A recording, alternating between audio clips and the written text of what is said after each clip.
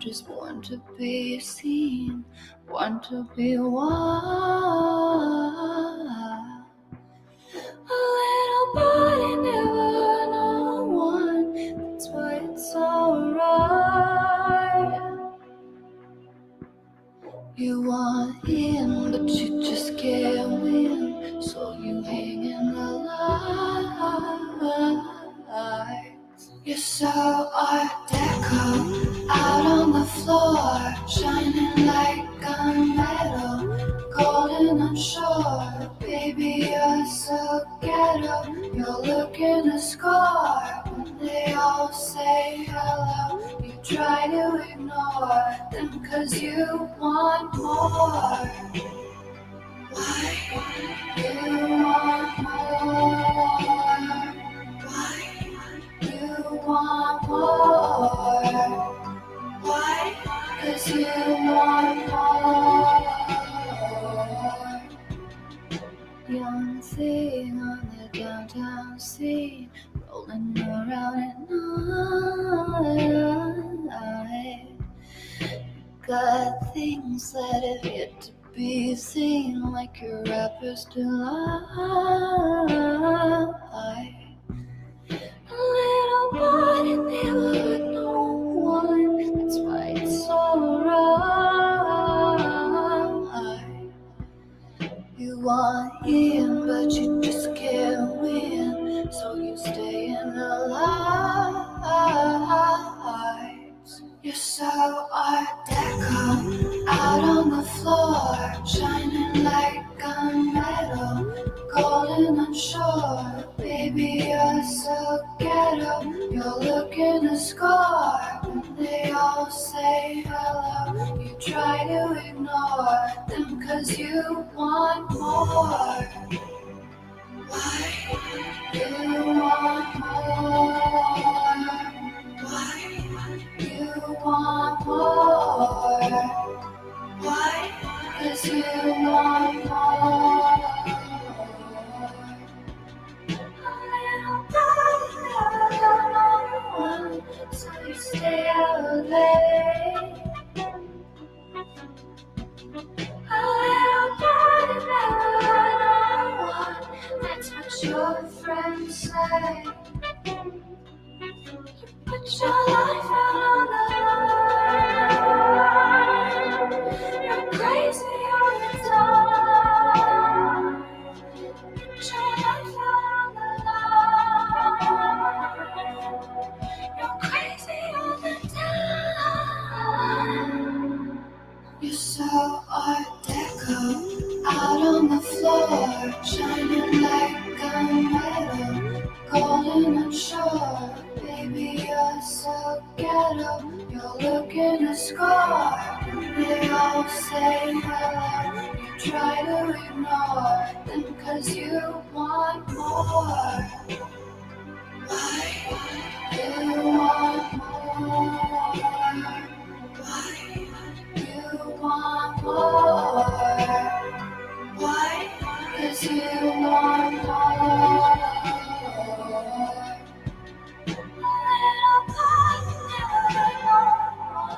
Not you and me. A little part, we were born to be free.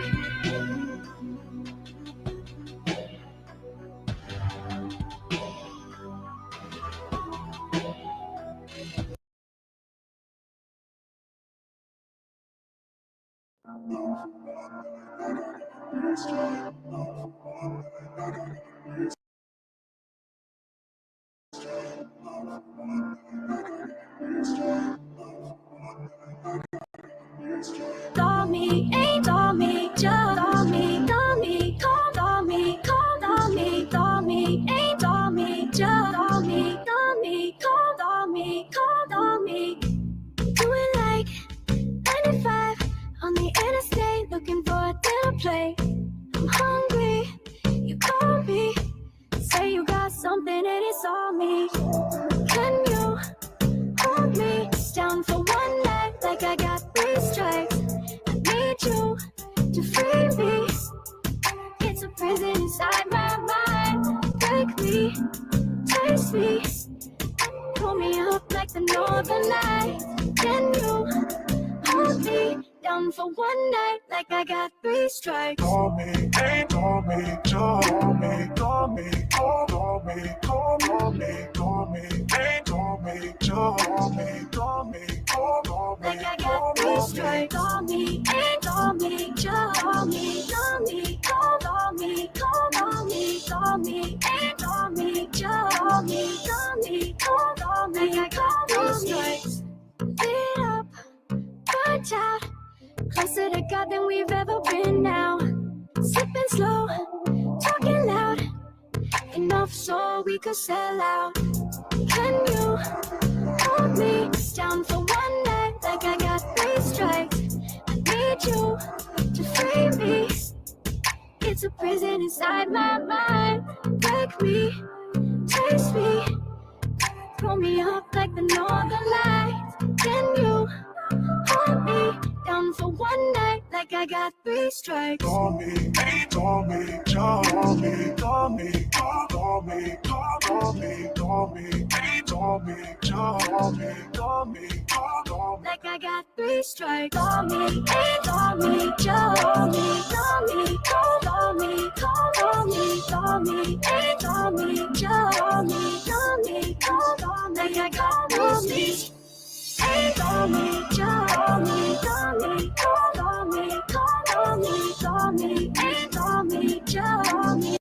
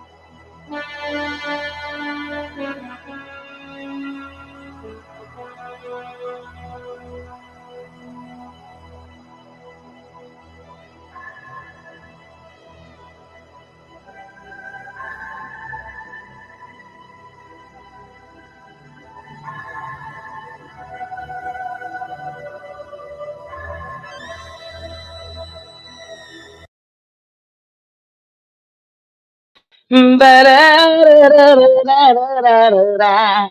Hey y'all, what you doing? How you feeling? What's going on this morning? Okay, can y'all hear me? Let me know if y'all hear me so I can speak. Because I was supposed to do this last night at 7. And I got sick. I ended up getting sick. I think it was from that damn me and Miss Intel went and got tacos. And child, let's just say it was not a good night for me. Okay? It was not a good night for me. Um, I ain't come back live or no nothing, babe. You know, I was sicker than a dog last night. I had to take me an Advil. I woke up like 10. Well, Mr. Intel woke me up at 10 because like sleeping too long. And I was like, I don't feel good. My stomach was hurting like it was nothing. I ain't had the shit. Ain't no roach coach taco. Child, I felt I'm at the spot with this music. Oh, sorry, Demon So Girl. You know, I had to, for the conspiracies, we gotta have that kind of music. We can't be playing the other music. I didn't even have the bubble guts, though. That's the problem.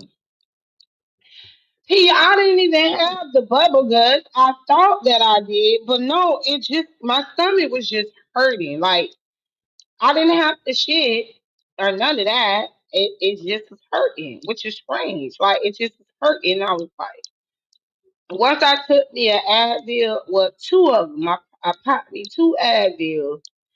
And when I did that, I fell back to sleep and ain't wake up until 6 o'clock this morning. No, I didn't. I thought I had the shit. You know, because when you eating tacos, baby, it's gonna run through you. But that's the conspiracy of it all. Cause like usually it runs through you. It just had my stomach hurting real bad. I felt like shit. I did not feel good. I felt nauseated and shit. Like I felt like shit last night. So I just was like, you know what? I'm gonna go to bed. So I went back to sleep. Now I'm up feeling good. I don't know what the issue was yesterday, but I was not feeling good yesterday. Okay. Hey, Latria.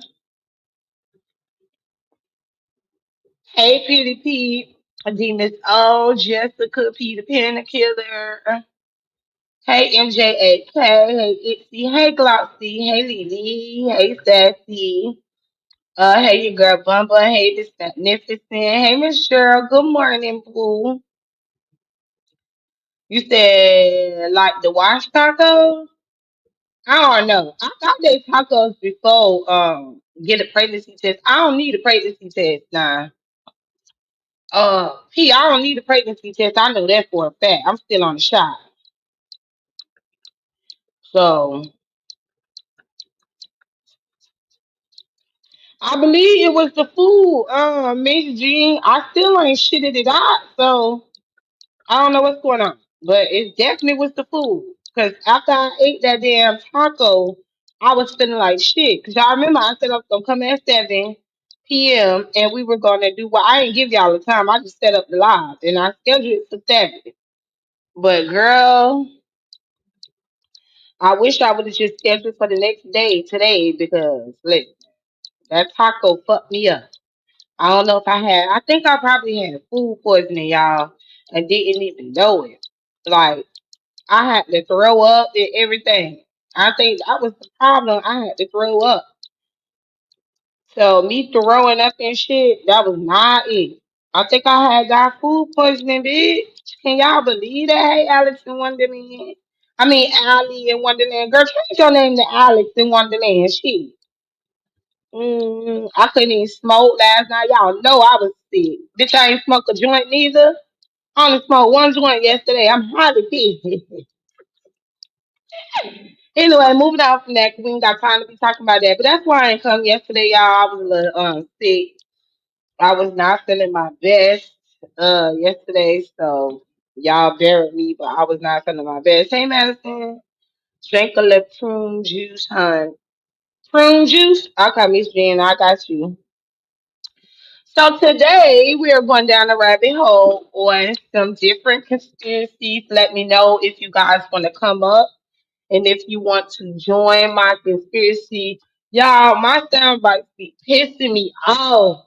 Nah, I can't even find my other shoe. Okay? And people talk about I'm cheap. Bitch, you damn right I'm cheap. The fuck? My sure I got girls. Let's be clear. Any perfume, like my perfume I bought last night, I bought a cotton candy perfume. Girl, it was $3 out the dollar store, girl.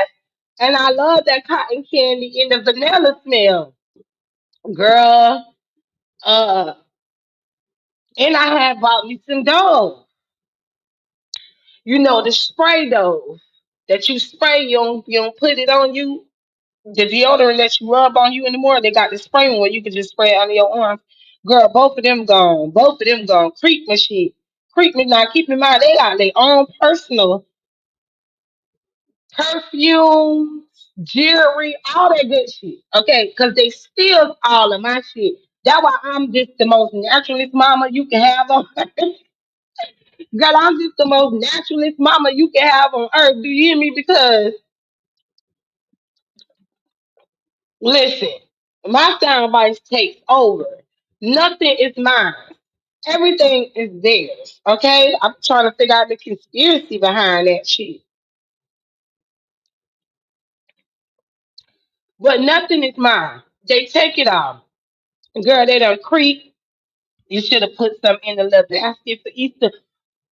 Not even so. My two oldest, they didn't care for Easter. You know? Now my two youngest, um, my big girl, she about to be a big girl real soon. My big girl, she about to be a big girl real soon. Her birthday coming up, y'all. April 30th, my baby birthday. Gonna be here a very soon. Oh, that's what I forgot to get. I forgot to get City Life Diamond. I'm gonna have to go back and get that. But yeah, they didn't want to do anything for Easter. Not even the Easter thing until after they seen the two youngest one winning money. And my youngest one, she got to go there and with all the money in there, with the ones in there and shit. And they came up to like I think 10, $20, I don't know. But they had a lot of bunch of ones in there. Then that's when they wanted to try to call themselves see so uh they wanted to call themselves trying to want to go and play along. And I'm like, it's too late now. All the kids done got the damn they done found all the damn and we bought plastic eggs, not no real eggs, because ain't nobody got time to be buying real eggs and fucking up real eggs these time and days and ages now. Okay. Back in my days, eggs used to cost $1.25. Okay, 175, bitch. It costs 10.95 in the grocery store. People ain't got time to be buying no real eggs unless you're rich. And you don't mind going to the store, blowing your eggs. But other than that, we taking these dozen of eggs home. We ain't got time to be blowing eggs on no Easter, girl. And speaking of Easter, we finna go down this rabbit hole. Let me know if y'all want to join. Before we get into that, let me go ahead on and get y'all to this first one. Okay, hold on.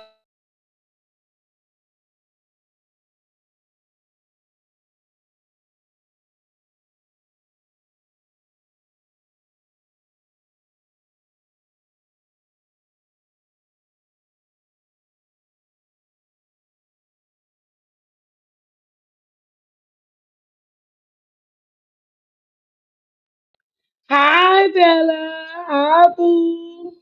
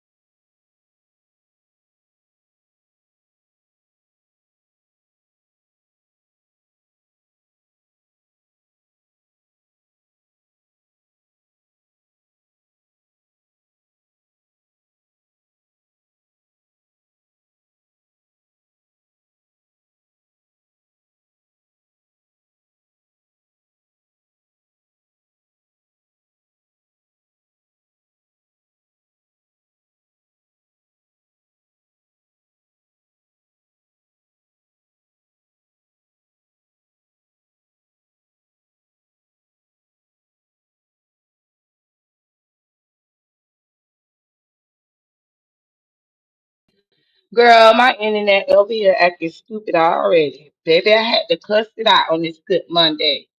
Girl, when I want to come do a conspiracy live, they want to play games with me, girl. Hi, Ghetto. Hey, Principal Pleasure. What you doing here, Ghetto? Y'all don't know nothing about no conspiracies. But I hope you here to get you to learn some things. Now, hold on. Now I got to do this all over again.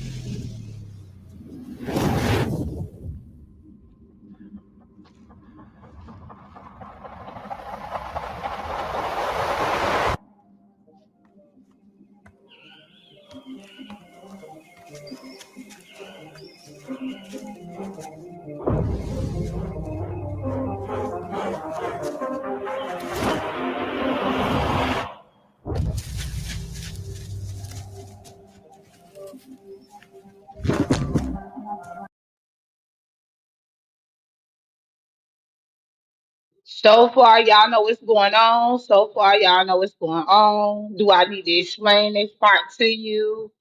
Let me know. But you should be good. You should already catch the symbolic subliminals in this video. Okay. But if you need help, okay, let me know. If you need any help on me explaining this to you, please explain. Okay. I was waiting. Hold on, get. Let me get it. I don't know what's going on. Okay, so let me explain. What is going on is that you see that they're in the wildness, weirdness, whatever you want to call it, right? But that's just to throw y'all off. You know what I'm saying? As you can see, it seems like they're from another planet. If you want to like be technical with it, but as you guys can see, they seem like they're humans, right? As you can see, they is humans, but they're gonna be flying and shit. So I can't tell y'all too much of it because I want y'all to watch it with me as we go through it. Right now, this is them gathering for the ritual, is what they're doing. At this moment, they're gathering together for a ritual.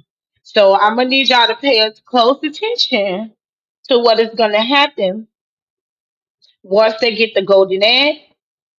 Once y'all see the chicken is gonna come in first. Now we probably already missed it because it's like in the middle. It's like soon as you cut the shit on, you see the chicken and the real chicken. Now you see the real chicken. That chicken there. You see that chicken do the one eye symbol. For those of y'all that does not, because a lot of y'all do not know what the one eye symbols mean, and so many of y'all follow up behind this, and you don't know that you're worshiping the devil. You don't know that you're worshiping Bob. You don't know that you're worshiping the Baphomet. You do not know that because many of y'all lack the knowledge that you need to know to pay attention to what's going on in your real fucking world. Just like it is with your education system, just like it is with your medical system. All that shit is done in a demonic ass way and is not for us or for the health of us human beings. It is really there to keep us prolonged long enough. You know, like age, as I die slowly, whatever they doing us in real life. But some people don't be paying attention. Now, in this part right here, it's to throw y'all off. It's to confuse y'all because right now they're in the wildness and you don't know what the fuck going on. It's a whole bunch of people here and you're trying to figure out what is the message that they're sending. Well, they finna to tell you the message that they're sending. I kind of showed y'all a sneak peek of this yesterday. Hey, 80s baby. Hey, pretty chocolate girl. Hey, social butterfly. I gave y'all a snippet of it yesterday, but this gives you the full on from KFC's commercial, and I don't know what KFC was thinking. Okay, all this is copyright for fair use. Please forgive us. But you finna see this part right here is to throw y'all off. Okay, to confuse y'all of them flying around, moving all these different places, but really that's a part of their ritual. You gonna see. You gonna see. You gonna see. It's part of the ritual. Just know that this here is part of the ritual.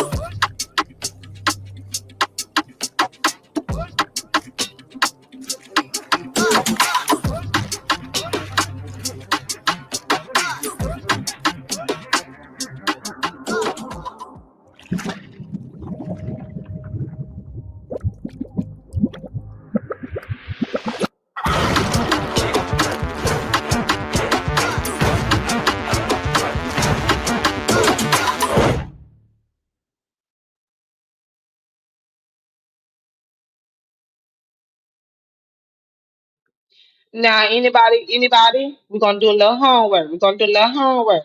Anybody can tell me what that's symbolic, what that symbols, huh? Anybody can tell me what you thought that commercial was. Anybody? Let me know, let me know, let me know.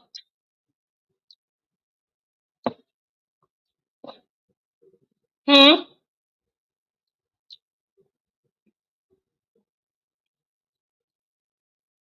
Anybody want to tell me what they thought about that commercial? What the cannabis? Is that the KFC commercial? Yes, that's the KFC commercial. Yes, yes. Cannabism. A richer day you go, Sharika, Sharika, ding, ding, ding, ding, ding, on this motherfucking. That is just crazy. It is a ritual. Now you are correct too about the cannabism. The cannibals, baby, I can't even say that word right. That's going to show you how much I don't like that word. It was was that a Super Bowl commercial? Nope, that was not a Super Bowl commercial. Mm-mm, mm-mm. Okay, the killer boo. I missed that. I gotta see it again. You want me to show it to you again? All right, hold on. Hold on. She gotta see it again, y'all. Hold on.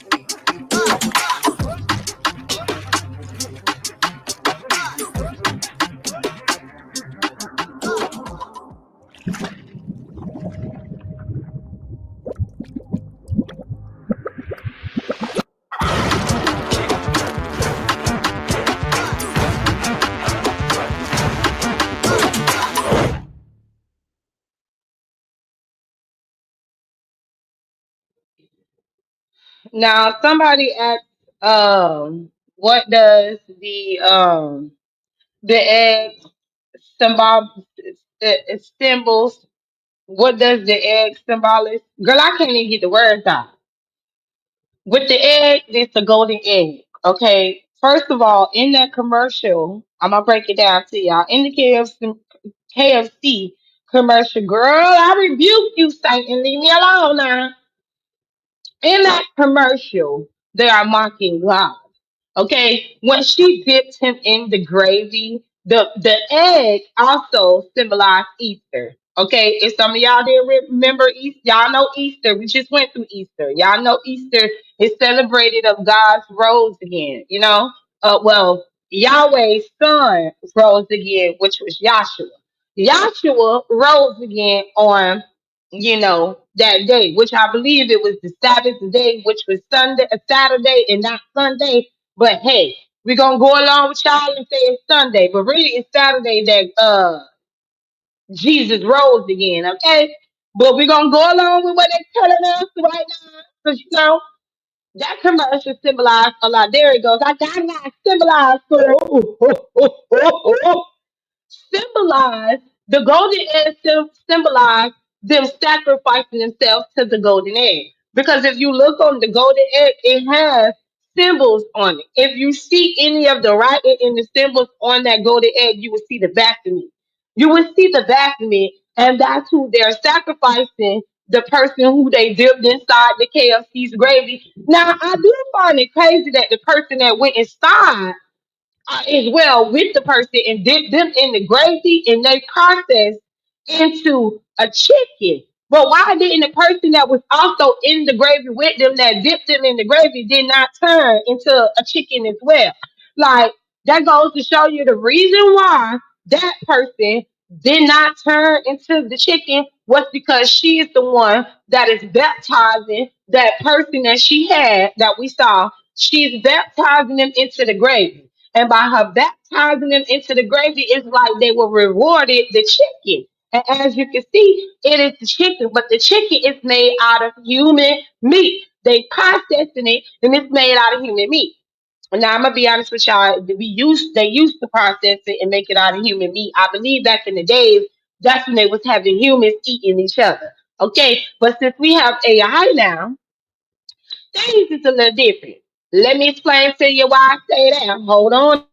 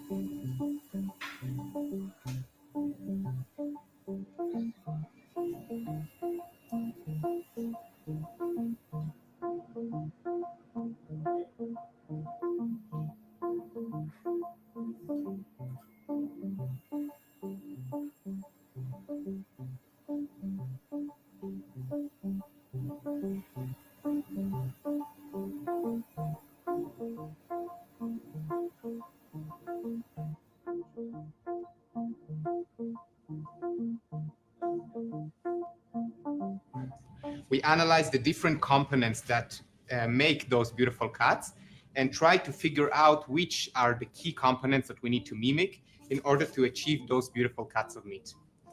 We identified three main components: the muscle, the blood, and the fat. These are the components that we need to mimic in order to reach the perfect, beautiful steak.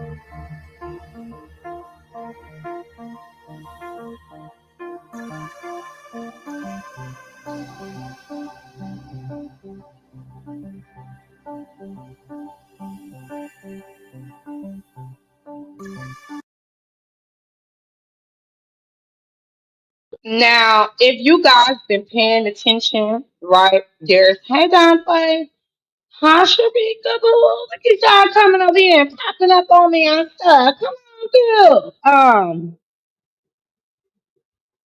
Okay, thank you for that. Hi, Duchess. What you doing here, Duchess? Hi, Duchess. You came to watch us through conspiracy?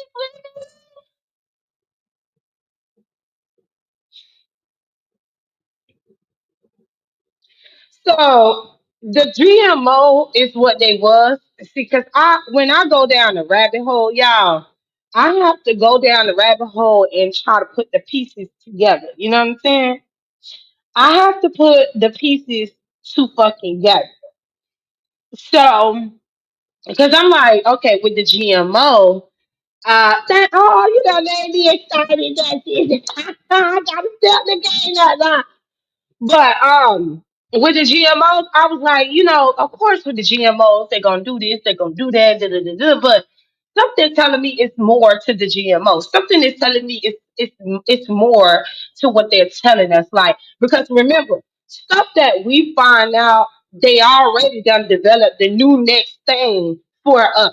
Because let them tell it, the population is growing too fast and that we're overpopulating Earth, which is a bald faced ass lie. Fight your mammy, bitch. Don't fight me. Okay, now that I say is a load of crock of bullshit. Now the scientists, the billionaires, y'all can come argue me down on that one. I will argue y'all down about the world being overpopulated because God made this earth for us, and it don't make no sense for the good Lord to have a small earth and he tell us to go populate it. If he tell us to go and have multiple and multiple and multiple children to go populate the earth, I'm confused as to why he would make the earth so small to where we overcrowded. You know what I'm saying? So I feel like that's a load of crap when they tell us that we overpopulated and we're eating up all the food. No, we're not. No, we're not. It's plenty of food for us. We're not overpopulating the earth. Shit, half of the earth y'all don't even know exists, bitch. And girl, y'all still think y'all got seven continents, okay, on earth, bitch. Y'all still think y'all flying through space, okay? And I want them to prove that to me. I don't give a damn. Well, I don't want no stimulations done. I don't want to see no stimulations from no computers. I don't want to see any of that shit. Put me in a real motherfucking space suit and on a space shuttle, bitch, on a spaceship, bitch, and take me outside the dome. Prove to me that God don't have a dome over this earth. Then we'll talk. You feel me? Let me see it for myself. I don't want nobody else in it. Just like y'all tell us that believe in God. Well, how could you believe in God? You don't see him. You don't hear him. Well, how could we believe in faith? We don't see it. None of that shit. I don't give a damn because they be showing y'all them stimulations and shit. Y'all got, and I'm gonna pull up the girl and all them women that with the face on y'all dumbasses. Okay, I'm gonna pull that up too because BS really helped me get my conspiracy shit back on too. When she showed the shit with Gail and all them other with four women that went with Gail and they all went to space, I said, baby, the world could be the most gullible motherfuckers on earth. Y'all really think they went to space? Y'all really think you're flying through space a ball of shit? Hmm. Just a ball of dust, huh? Oh, I gotta pull up that video. Okay? Cause girl, cooling, it's cooling here, girl. They don't found life on another planet, girl. The government is claiming they don't found life on, on another planet. Uh, Wait a minute. Girl, the government, I saw it yesterday. I said, this what Coolin talking about. Girl, they found another life form on another planet. I think it was K2-838 or some bullshit. They discovered new life on the planet. Didn't tell us what the new life is formed of or what it could be, whether it's a plant or organism, whatever. They just said that they have found new life on a distant planet from Earth. Girl, girl, girl, and the plant, y'all don't want to get in. We gonna get into all of it. Matter of fact, I'm here to blow your mind. I'm about to blow your mind, blow your mind. Cause I'm not here to waste your time, waste your end of the school year award. Congratulations on your achievement. Oh, look at my baby. You guys are invited to the end of the year award ceremony. Oh, my baby. Ah, I'll be there. I'll be there. Okay, good morning, my baby. Good morning, girl. Hold on, because I need some more mods in here. I don't even know why I got other mods in here. And they ain't never fucking here. I'm about to switch them mods up. Because I need some people that's gonna be here. You know what I'm saying? I ain't got time. Hold on, cause girl,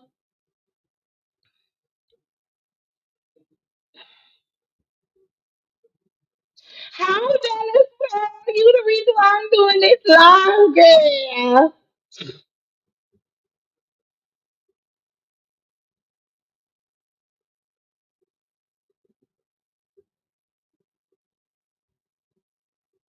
Hold on.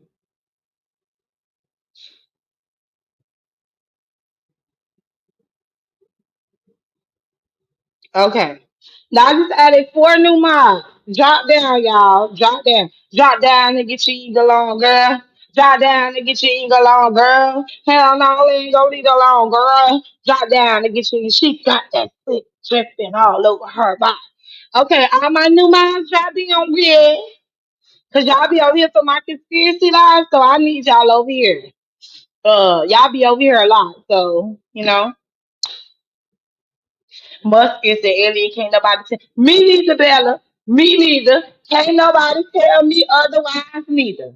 And can't nobody tell me Elon Musk, Mark Zuckerberg, Jeff Bezos, Bill Gates, and the rest of the billionaires of the world. Can't nobody tell me those are not AI robots, bitch. I don't give a damn. Okay, prove me otherwise. Prove me wrong. But can't nobody tell me otherwise. Okay. Sharika, I was gonna make you a mod, but I wasn't sure if you wanted to be one. And Belinda, I already know you won't want to be no mod because you like to be everywhere. Mm, all of them. Right, that's his name, Peter Pan the Killer, Jeff Bozo. And that man is a whole motherfucking billionaire, bitch, and I call him Bozo. I sure do. He kissed my motherfucking ass. Hi, Sally. He kissed my motherfucking ass. But back to this conversation.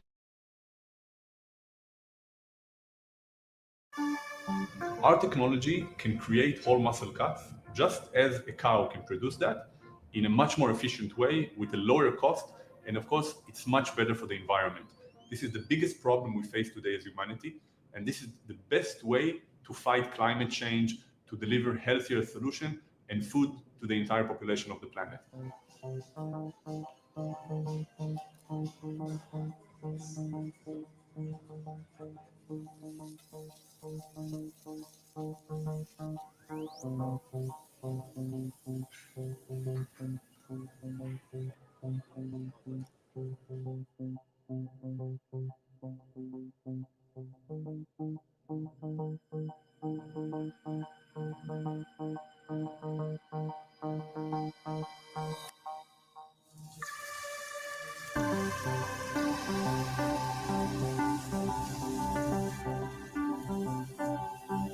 can do the entire cow, not only one part of the cow. Steaks, roast, slow cooking, grilling, everything that an animal can do, we want to do the same or even better. We want to work with more and more chefs around the world, more and more meat distributors, and we don't see a reason that this can't be in the table of everybody in every country around the world.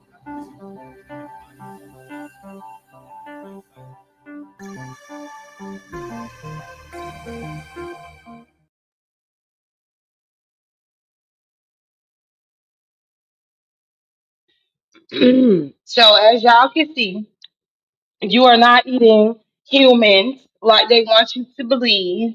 That commercial I just showed y'all, they were feeding your people. They were feeding us human meat. They were. But they're not feeding you guys anymore, human meat anymore. It's to trick y'all. Plus, that whole entire KFC commercial to me was a sacrifice. It was a whole sacrifice for a human. How it was a sacrifice for the document. Okay, that's what that whole KFC commercial was. The human turning to the chicken. That's to make y'all think y'all eating the human meat, so you don't question what's really going on with the meat that you is eating, and the meat that you is eating is the one I just showed y'all. That 3D, and I'm gonna tell you how I know for a fact that that's what y'all eating. Okay, so I go into these little restaurants I like to go. I call them the mom and pop stores. I mean restaurants and stuff. That's where you go and you can taste the food and the food tastes a little different from when you go. I love meat in all forms. Look at that, it's meat, girl. Look, you don't fucking cut it out. So when you go into when you go into the restaurants, right? Your Applebee's, not the Applebee's, but your IHOP, your Denny's, your breakfast place, Kiki's breakfast. They have on the menu. You think you ordering a steak, right? And when you order it, because I ordered one for my husband, I think it was Kiki's breakfast. If I'm not mistaken, I think it was Kiki's breakfast. And we ordered the steak. He wanted steak and eggs, right? And I was like, okay. I ordered the steak and eggs for him. I went and picked it up. And it wasn't just Kiki's breakfast. IHOP is doing it now. Denny's, is Cracker Barrel is doing it now. The little mom and pop restaurants too, they're doing it now. Cause one of the mom and pop restaurants me and my husband love to eat at, I ordered the steak, right? But the steak don't look like steak. Now he tasted the 3D printed fucking steak and it's shaped like a burger. Literally, I'm like, I thought this day. I called the restaurant back, cussing their ass out, going out on there, and the people say, ma'am, that's how our steaks are. I said, what? And they was like, yeah, that's how our steaks come. Those are the new steaks. I said, oh, you fucking lying to me. That's when I went to going down a rabbit hole because I'm like, girl, this ain't no steak, girl. This is literally a burger. This literally is like it's round. It's not a filet mignon, filet mignon over this bitch. It was literally a steak, but it looks like a fucking burger. I cussed them out. They acting like that's what it is. That's a steak. They steak breakfast and shit like that. I'm like, but it's not the shape of the steak. So we changing the shape of the steak from this bitch. That's what we doing. We changing the way these steaks look. See, that's why people is fucked up now. Soon chicken ain't gonna be licking chicken, and then it makes me wonder, shit, was the steak ever that way? Or did y'all shape it into looking like that, and we just been brainwashed all our damn lives to believing that's what the meat looks like, and we really don't know what meat look like to begin with. Like, what the fuck going on with the world? 'Cause we ain't gonna be able to tell which is which anymore. They fucking with our taste buds around this bitch. And our damn eyes around this bitch. Because the steak that I know I like it to be long and stuff, have they little shape that they do with them. I don't want a steak that look like a baby. You feel me? Say hi, boo girl. I don't want to say that's looking like a burger. Like, what the fuck are you talking about? I said, so this must be the pretty. Princess State. That lady looked at me like I was crazy. That lady was like, huh? I'm like, yeah, yeah. The 3D printed steak that's not don't look like steak, but they make it into a burger shape that we just saw. That what that is. Girl, that lady looked at me like I was crazy. That lady ain't say nothing. She said, ma'am, that's just how it is. I don't know what to tell you. You're gonna have to talk to the cook. Then the people in the restaurant was looking crazy too, 'cause they were like, what? Because some people did get the steak too. And they just was eating it. You know how white folks is. Old white folks say that they gonna eat the shit. They old. So they gonna eat it. But I'm like, baby, you ain't eating that steak. Y'all remember that episode from SpongeBob? I'm finna go find it. Hold on, give me a moment. Somebody come here this week while I find the episode of SpongeBob. Y'all remember that episode of SpongeBob when I think Squidward told him that he was too normal and that that he was not normal and that he needed to act normal. Remember that? Remember that episode? And then when SpongeBob became normal, he started printing out the Krabby Patties. Do y'all remember that episode? This is when we were kids, bruh. With that episode from SpongeBob when he was printing out the Krabby Patties. Do y'all remember that episode when Squidward told SpongeBob that he was not normal and that he does not act normal and that he bet he couldn't be normal? And SpongeBob was like, yes, he can be normal. He'll show Squidward that he can be normal. Had a critical episode about GMO meat. Child, that GMO meat is Frankenstein to the death. Do you hear me? That GMO meat. Y'all want to see the GMO meat? I don't mind showing y'all to fuck up your stomachs. Hold on a minute. Oh, y'all remember that episode? Baby, girl, girl, you never thought that would be in your real life, huh? In your real life, bitch, they doing the same shit that SpongeBob was doing when he was printing out the Krabby Patties. And then when SpongeBob couldn't deal with being normal no more, and he was losing his mind, and Squirrel also started to lose his mind because he didn't like the normal SpongeBob. He wanted the goofy, quirky, be himself SpongeBob again, and Patrick joined him.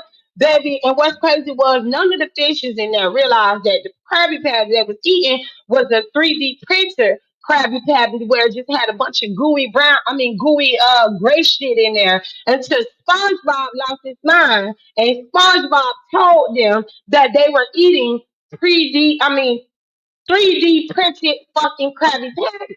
And then that's when all the fishes and going crazy. I'm like, so you mean this whole time y'all never looked inside y'all Krabby Patties and never saw that gray gooey shit inside of it? Y'all didn't see no burger, no lettuce, onions, pickles, and then Mr. Crab's secret sauce reminds me of motherfucking McDonald's with their secret sauce, bitch. But we ain't gonna talk about that, bitch.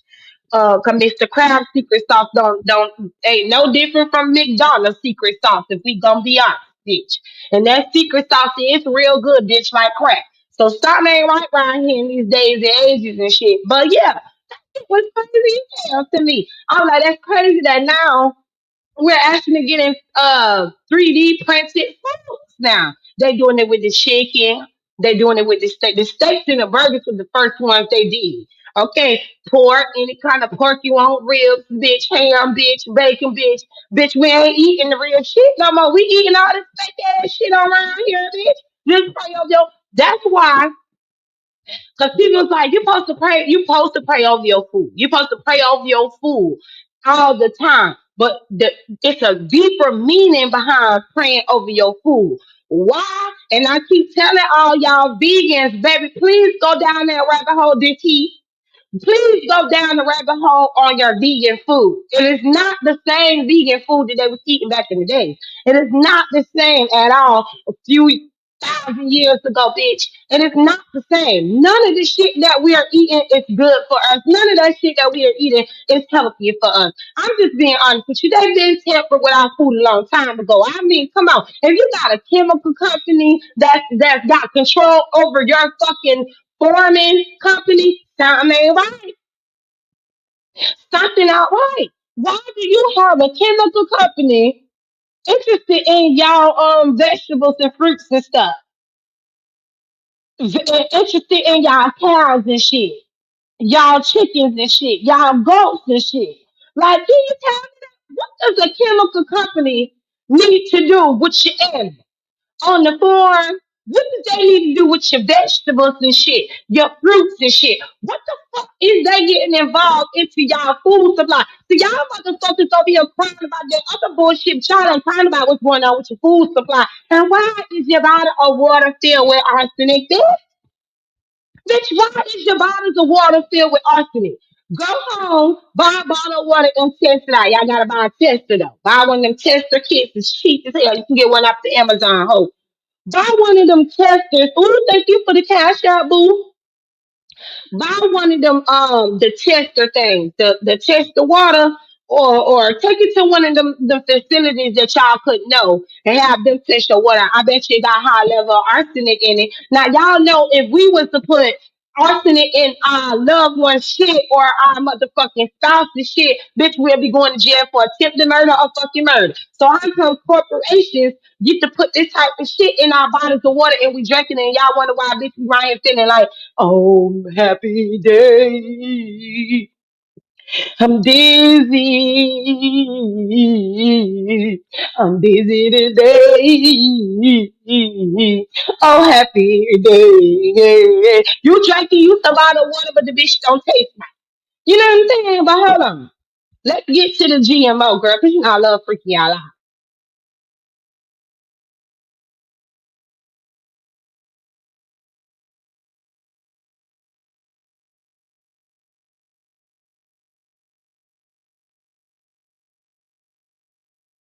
Hello there, I'm Lucy Hockings. From the BBC World Service, this is The Global Story. Today, would you eat meat that has been grown in a lab?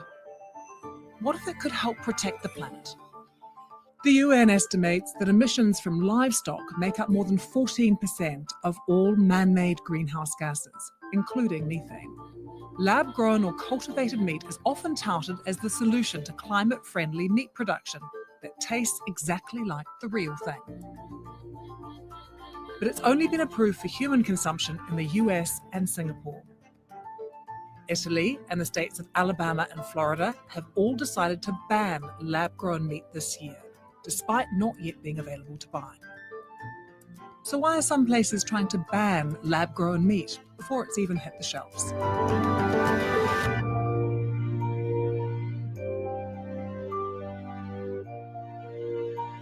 With me today in our London studio is Greer Jackson, host of the Climate Question programme on the BBC World Service. Hi, Greer. Hi, Lucy. And joining us from our Singapore bureau is Asia business reporter Nick Marsh. Hi, Nick. Hi, Lucy. Hi, Greer. Nick, you know exactly why you're here. You're not only in Singapore, which has the distinction of being the first country in the world to approve lab-grown meat, but, and this is the big thing, Nick, you are part of a very special club. You are one of very few people who has actually tried lab-grown meat.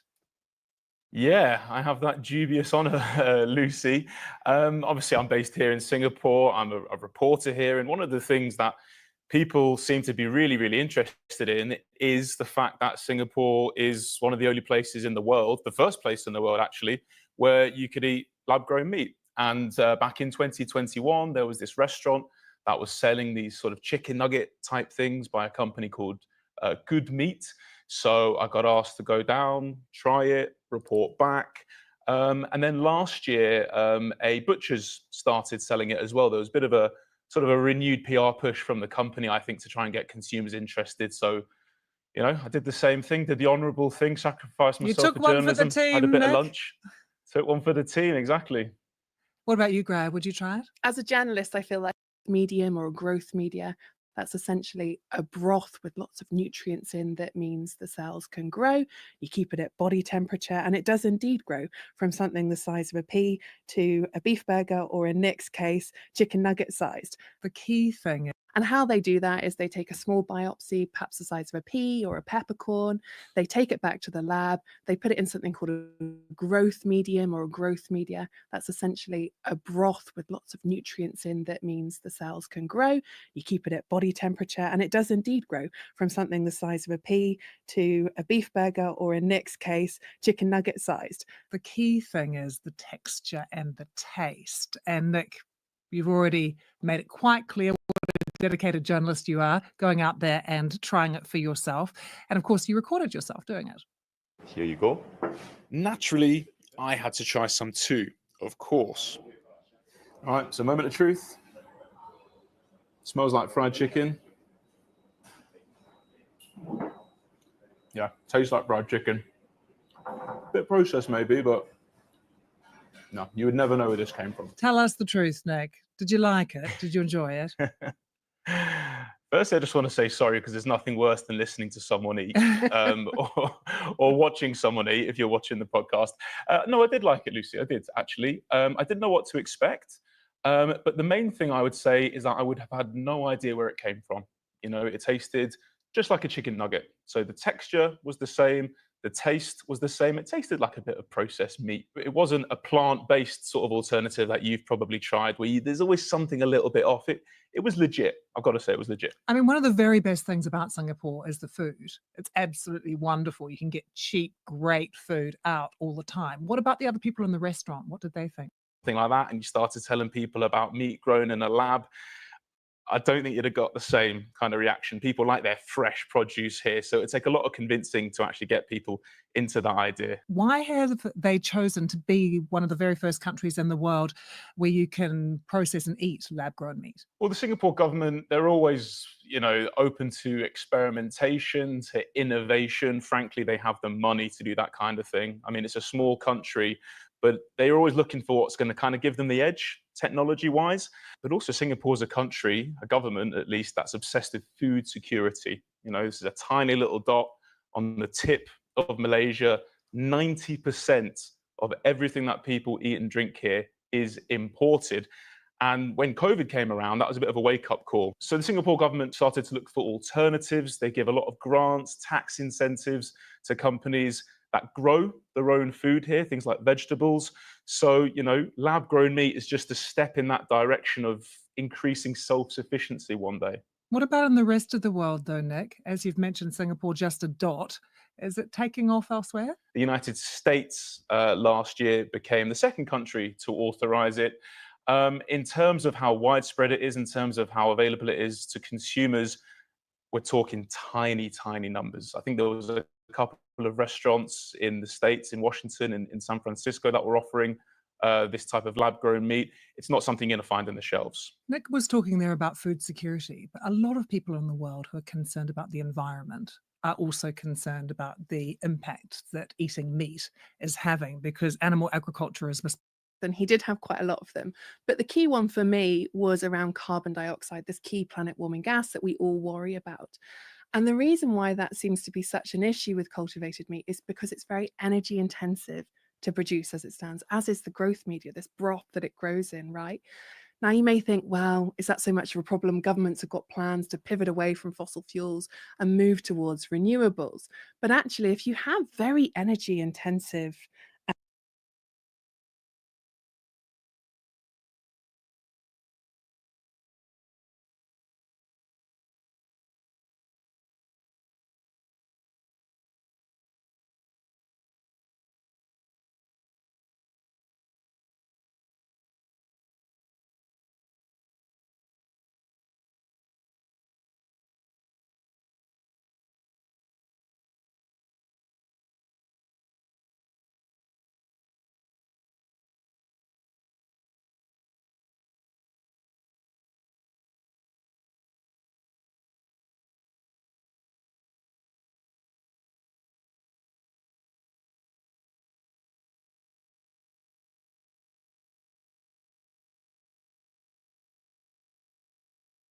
What are genetically modified animals? Genetically modified animals are animals whose genetic materials have been artificially altered. This is often done to change certain characteristics in the animal. Thanks for joining Dynamic Earth Learning. Our content covers interesting earth science, conservation, and sustainability topics. Visit our website dynamicearthlearning.com for teacher resources, videos, and e-learning courses.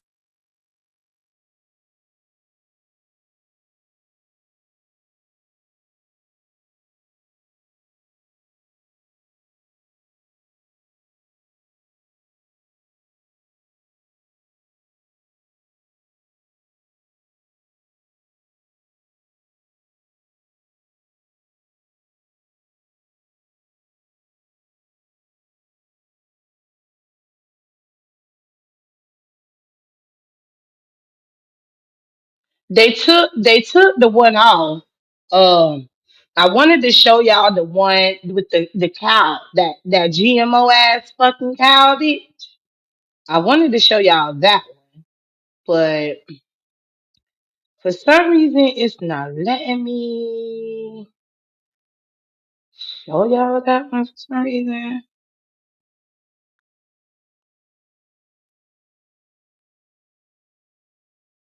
Okay, there we go. For some reason, it doesn't pull that one up. I wanted y'all to actually see the animals being GMO, them modifying it like that cow. Remember back then when I showed y'all that cow, the bull, not even it was the cow and the bull, where they had the bull, they pumped him up with antibiotics, and then they ended up using GMO on him. So when the calves are born, they will be part GMO and then part calf because they were pumping up the bull that was mating with the female calf.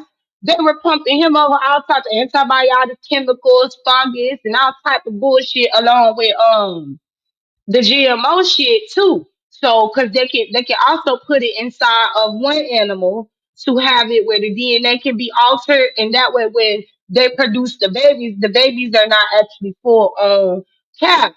They from the bull and the cow. It's actually the calves are actually will be a mixture. 50% of it will be calf, and 50% will be made up of other type of fucking bullshit. Bitch. And I'm like, I don't want no shit.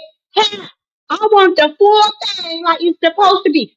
I just want to know who gave them the right to do this type of stuff. Did we give them permission to do this? Well, let me not say we, okay? Because y'all swear your voting does everything in this red. So, did y'all, the voters, give them permission to be tussling and playing around with y'all say, well, I know I ain't give consent and I don't need to vote to give consent, bitch. I didn't ask for that. Okay? I didn't ask for it. The government did, oh, okay, because I'm trying to figure the fuck out because I didn't ask for this bullshit. Who gave the government the right? I thought the government worked for y'all. Is it the other way around, girl? Is it the other way around? Because I mean, y'all say the government works for y'all, but it don't seem like. And I'm just talking, okay? Don't take my word for nothing. I'm just over here, just running my mouth and stuff like I do. So don't take nothing that I say on here as fact evidence or none of that stuff. We are here for educational purposes only. We are here to just brainstorm. We are here to just talk, open up our minds to new ideas, different things of that. We are not questioning science. We are not questioning the government. We are not questioning anybody. We are over here just talking. Okay, disclaimer, disclaimer, disclaimer, disclaimer. Okay.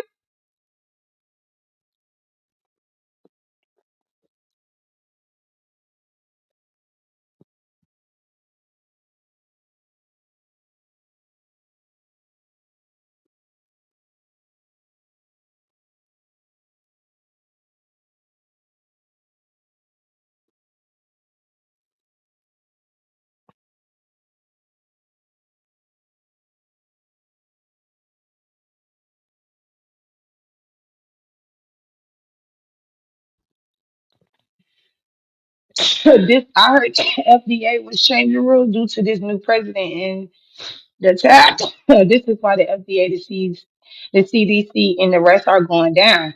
Yeah, the FDA been full of shit. Okay, they easily can be bribed by billionaires and stuff to fuck with y'all food supply, which is the most craziest shit to me. But yeah, that's that's exactly what it was, child. I was like, leave it up to the government and they bullshit, leave it up to them to let shit go by all these different motherfuckers. Like, leave it up to them. You know? That's all I gotta say. Always fucking up the shit. Now, some of y'all want to be talking about these aliens, right? So let's get into that. Let's talk about these fake ass aliens that y'all think existing.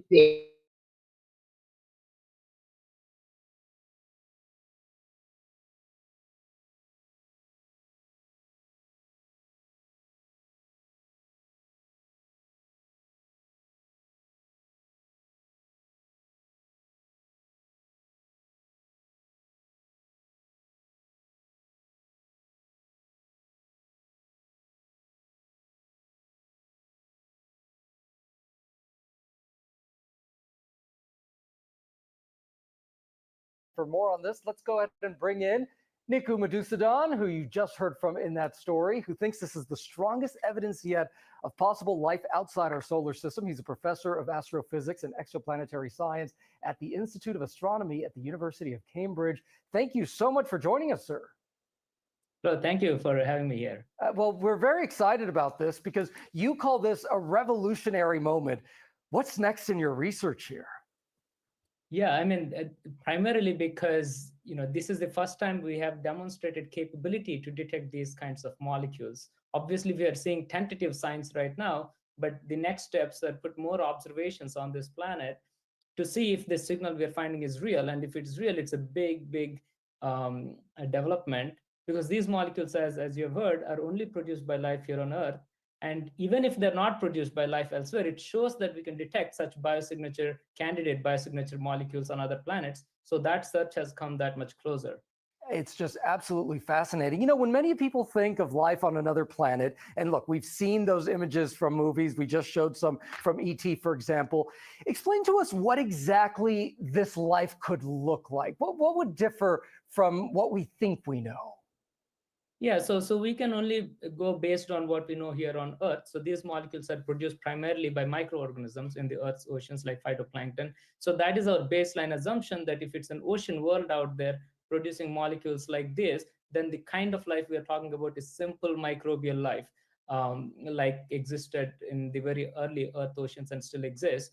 We are not able to comment on how complex that life can get at all, but even the fact that we can detect such molecules from simple life potentially would be a major development, because that would be the first hint of life being possible elsewhere.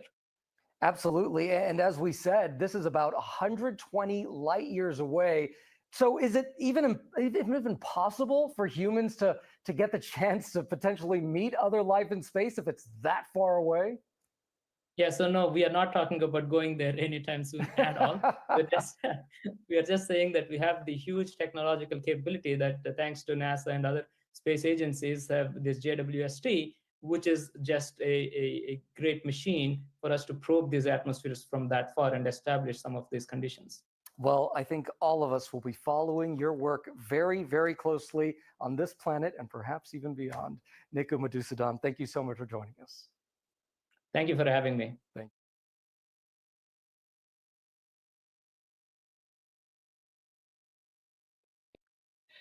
So as y'all can see, they have new life on a distant planet from whatever. Do y'all believe in aliens? I feel like we need to have the alien debate. You feel what I'm saying? I feel like we need to have an alien debate, and all should be welcome that want to have this debate. Whether you like the people or not, we all should be in on this debate, and we should find a neutral platform to do this debate on. You feel what I'm saying? I saw your comment indoor chat. So what happened? So I came over here to tell you. Oh, thank you, Jada. I think that's what you was doing when you said I know what happened. Because I did ask her what was going on. So thank you for that, Jada. Yeah. I don't know, honestly. I believe there are other plenty of beings yet to be discovered.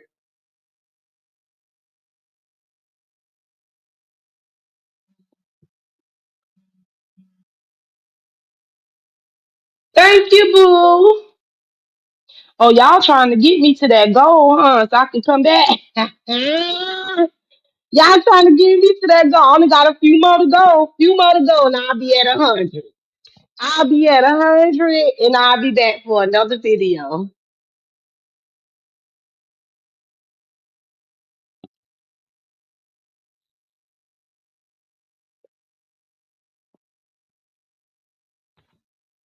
Now let's get into Instagram.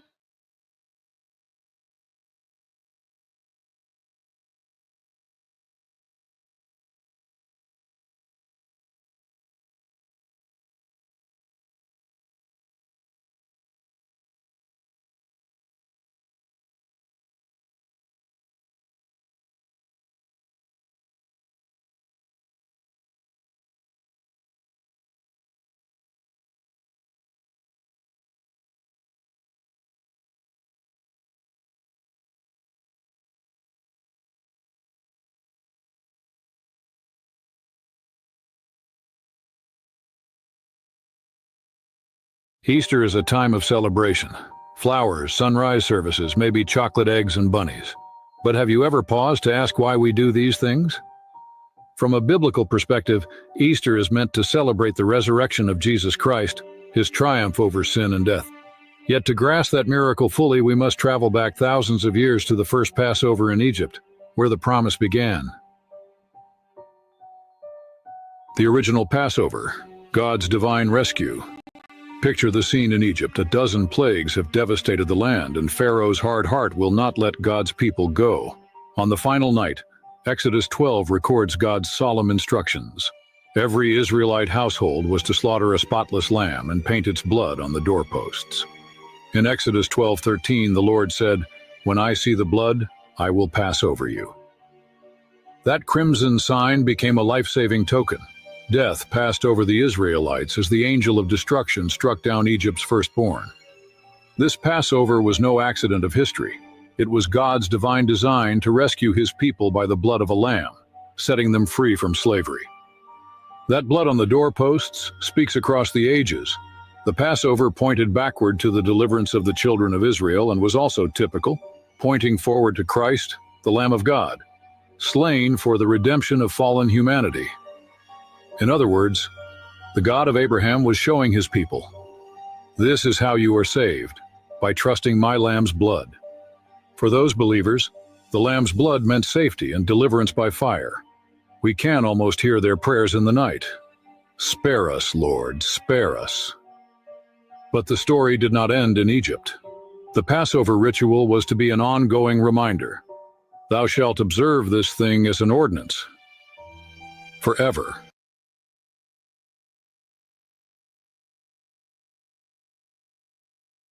I was just about to say that, Miss Jean. That was for protection. And y'all remember in the Bible with Egypt and Moses and stuff, y'all know how that went. Okay, that's what that was for. But eventually he's gonna get into it. So just give him time. That's why he said he have to go back, because he's going back into when it first started, when it came to Easter, up into how it's done now. So, we ain't got to be out here slaughtering lambs and putting them on the doors and stuff, child. Exodus 12:24. In faithful years, Israel kept it. But when the people turned back to idolatry and ease, they even forgot God's lamb. It took courageous kings to restore the feast. King Hezekiah, on his second year of reign, was a man of faith and organized a Passover celebration that had not been seen in many years. Later, young King Josiah dug up the ancient law and led Judah in a Passover so glorious that the Bible says, there was no. So, King Kaios, is that where you get your name from? Is that where you get your name from, King Kaios? If that's where you get your name from, please get rid of that damn name. Get rid of that name. For one, you ain't no king. And Kaios, why are you even called that when you ain't even doing of the Lord's work? You ain't doing historical things like that king did when he made sure he restored God's teachings back when it came to Easter. You do not follow anything that has to do with God. So I don't even know why you have that type of name. Okay, you inbreed looking thing.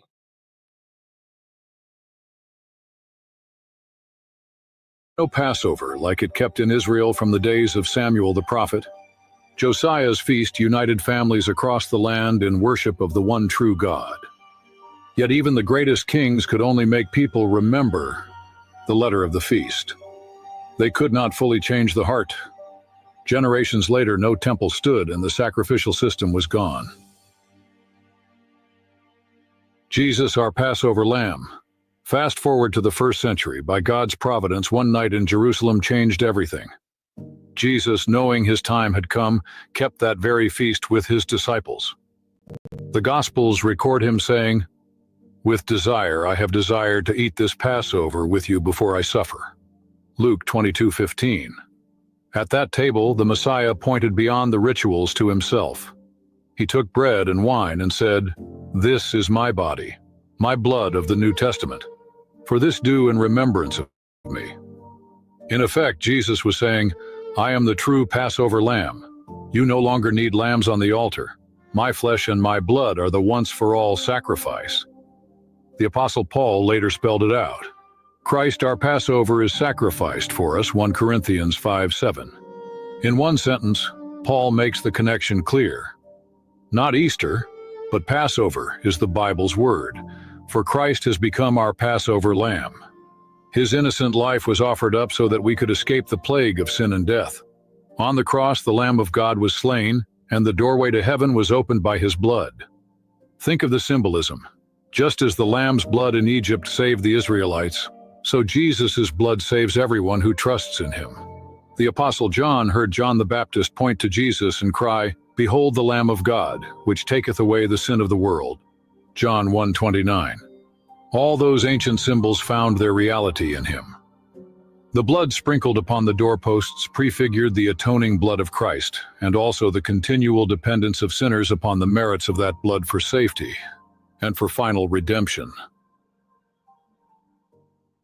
From Passover to communion, Jesus knew his work was greater than any one annual feast. After that last Passover meal, he gave his followers a new ordinance. In John 13 and the Synoptic Gospels, we read how he washed his disciples' feet, then took bread and wine as symbols of his body and blood. He named this the Lord's Supper, or communion. The Lord's Supper was to be observed more frequently than the annual Passover. This solemn ordinance commemorates a far greater event than the deliverance of the children of Israel from Egypt. That deliverance was typical of the great atonement which Christ made by the sacrifice of his own life for the final redemption of his people. In practical terms, the early church never forsook the resurrection, but it did adapt the Passover. Instead of sacrificing lambs once a year, Christians broke bread and shared a cup regularly in remembrance of Christ. On the night before he died, Jesus blended the old with the new. He fulfilled the Passover and transformed it into communion. Now his followers of all ages could experience every day the deliverance his blood gives. Those Israelites in Egypt had the freedom of a nation. We have the freedom of forgiveness. Pagan symbols hidden in plain sight. I think that's the part right there that a lot of people tend to forget when it comes down to when it comes down to Easter and stuff, they forget to do those type of things. Like in my grandma's household, when she was alive, we had to do the same thing. We had to break bread and we had to drink the wine, which was the grape juice that we have, or cranberry juice she'll have us, that she'll classify this as wine because she ain't letting us drink no wine, child. But we'll drink the cranberry juice or we'll drink the grape juice as the wine as we broke the bread. Definitely prayed with the church. Child, she was a full on Christian. Do you hear me, baby? Read the Bible every day, all day if we could have. Wouldn't even allow us during the time from Friday to Sunday.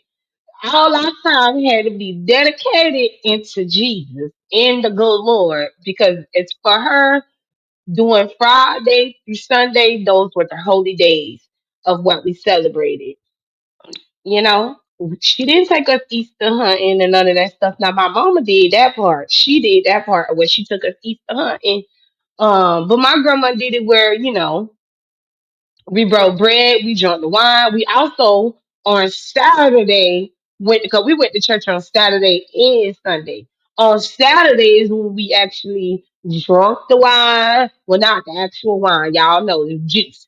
And then we ate the pieces of bread that we thought was given back then when they had all shared the bread with God. And you was right. You were so right when you say that, Jessica, because I couldn't even imagine, but then again, I could because if I know my creator and I know that I am the creator's son, like we all are his son and daughters, but for Jesus, which is Yahshua, was special and different because he was a spirit sent into Mary to come and die for our sins. Keep in mind, before he came and before the Son of God died for our sins, those people back in those days, so whatever sins that they, and I think we forget that part too. Remember, back in their days, before the Son of God died. Remember, that's why he said forgiveness. Them people back in that time, before the Son of God died for our sins, but keep in mind, they were not forgiven for their sins. So a lot of them that already died before Jesus came probably was not forgiven for their sins for what they did. But then again, they may have. They may have, you know, sins have been forgiven once, God, Jesus had to transition over from death to living again and then ascended up into, because people I was and speaking of that, 'cause girl, I was over there on the other side of YouTube arguing about this story, girl. Just a week ago. After that time, I'm arguing with them because these people trying to play with Jesus. And I just couldn't stand by and look at that comment. And the girl was like, when Jesus died for our sins, let me see if I can find a comment because it really it struck a nerve with me. But I think I gotta go all the way back.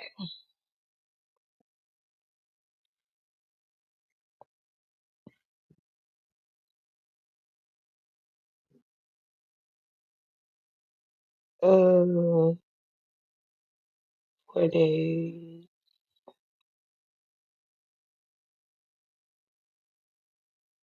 That's when we was over there arguing about the gumbo collard greens. Cause people didn't know about the gumbo collard greens and stuff.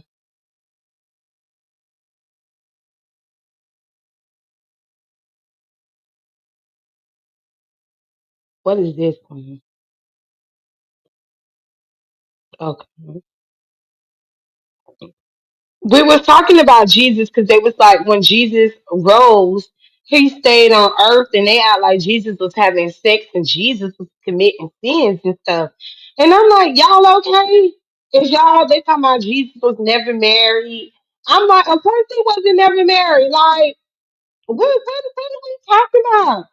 What are we talking about? Like, of course Jesus wasn't never married. Of course Jesus um wasn't out here committing sins. Like he died for our sins. Is y'all crazy?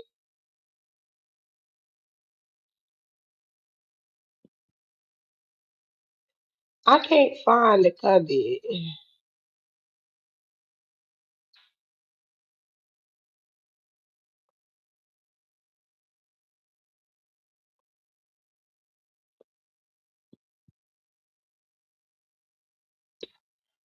They tried to act like when Jesus arose from the dead, he was on earth. And when he was on earth, he was doing things like I guess having sex, without being married. And I was just flabbergasted. I was like, what? Like, where did y'all getting this from? Like, girl, y'all better get back into the Bible. Y'all can't just be throwing stuff in there because that what you want to do. No, no. Girl, I'm like, did y'all forget he ascended up into the heavens? He did his good deeds on earth. Like he already did it. It said the good deeds that he did. People that judged the one lady because they viewed her as a whore. And then he just told all of them, how are y'all judging her? Did y'all judging the men that were sleeping with her and have her do this? Then is y'all judging them cheating on their wives and committing adultery? You know, throwing their own sins back up in their own face and realizing they tried to stone that lady over there. You know, he healed the blind, the deaf, the crippled. He went 40 days and 40 nights in the desert without eating. Remember, Satan tried to tempt him and tell him he'd give him everything that he won, the riches, the gold forever be known. And remember, and he told him no. He rejected Satan and kept it moving independent on his father, our Lord and Savior. Girl, what y'all talking about? After he rose from the dead, he ascended up into the heavens. You know, like when he took Enoch up into the heavens, and many of them, Moses and all of them, a lot of them didn't even die with God when they was being the messengers for God. They just ascended up into the heavens. I ain't understanding that part. Jesus died for us because that was supposed to be the crossover. That is the way through the curse that had to be broke. Remember, y'all wanted to be put us in curses and crap with the demons, because the demons decided they already knew that God wasn't gonna forgive them for what they did. They already knew. They already knew.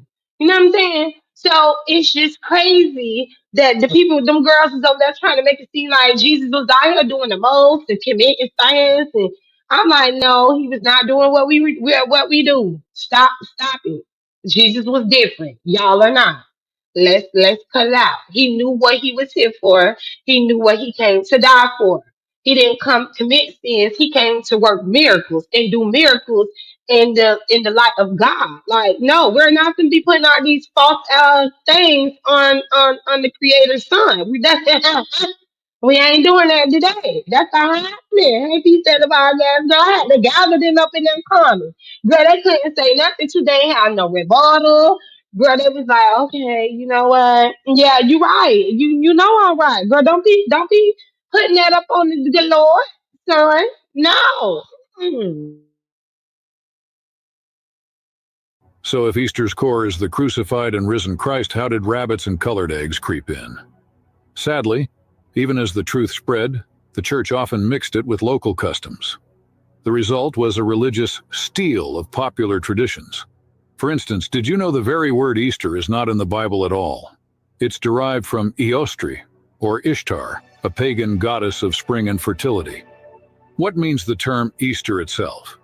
Easter is nothing else than Astarte, one of the titles of Beltis, the Queen of Heaven, whose name was identical with that now in common use in this country. Likewise, the Easter egg.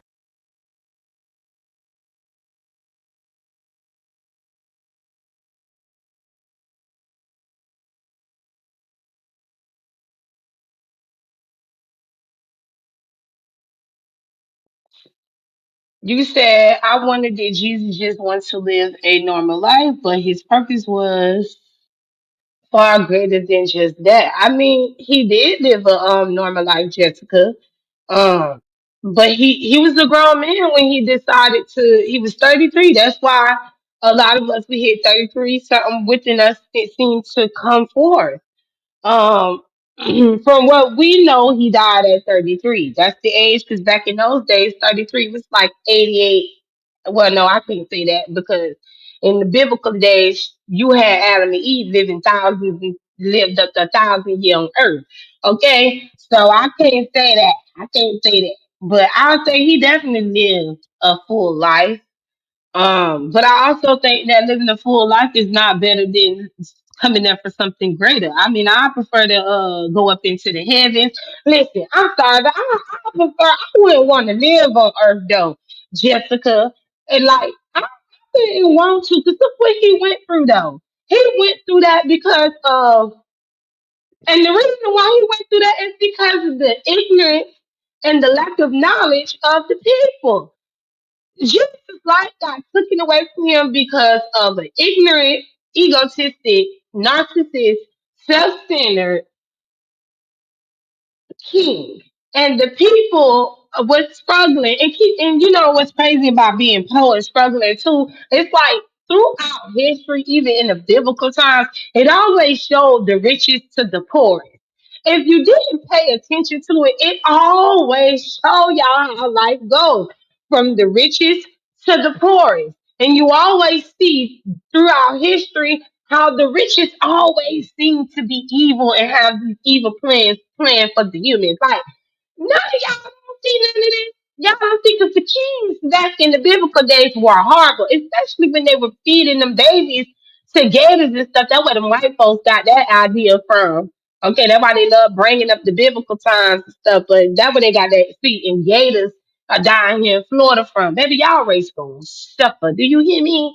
Girl, anyway, moving right along. This ain't about them, but y'all gonna suffer. I just want y'all race to know y'all gonna suffer there. It just don't make no sense. They were cruel. The kings back then were cruel. And keep in mind, they were really pretty much ruling. For you to be a king and to rule damn near most of Africa, baby, that's a lot of power. And then to And some people fail to realize the continents back in the biblical days is not the same. But they do let y'all know, like, all of the continents was once together. But then, something happened over time and they had to be stretched out. But before they was all together and people was able to migrate, even though Moses, prayed to the good Lord and the good Lord parted them seas and allowed them to walk in through Egypt. But, you know, hey, let us know, they still say we was all smushed together and stuff. So pretty much the whole world was Africa. Okay, the whole world was Africa until the continent split up. You know what I'm saying? Basically, is how they put it does. But girl, moving right on along to this so we can get to the other stuff, Greg.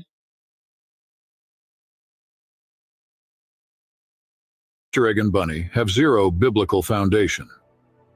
These were common symbols of fertility and new life in pre-Christian cultures. The Catholic Church allowed for the adoption of some of paganism's spring fertility symbols. This is the origin of Easter eggs and Easter bunnies. Both the egg and the rabbit were fertility symbols. No eggs were on the table when Jesus rose, and he never mentioned rabbits. Even the tradition of sunrise services has a pagan echo. Notice Ezekiel's vision in Ezekiel 8:16. It shows men worshiping the sun toward the east at the temple gate. Worshipping the rising sun was common in ancient mystery religions. The familiar Easter Sunday dawn gathering, while well-intentioned, unintentionally echoes that forbidden practice. All these blended customs dilute the gospel.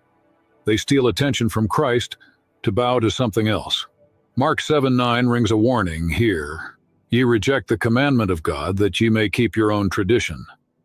In other words, if we cling to man-made rituals in place of God's commands, we can end up missing the heart of the matter.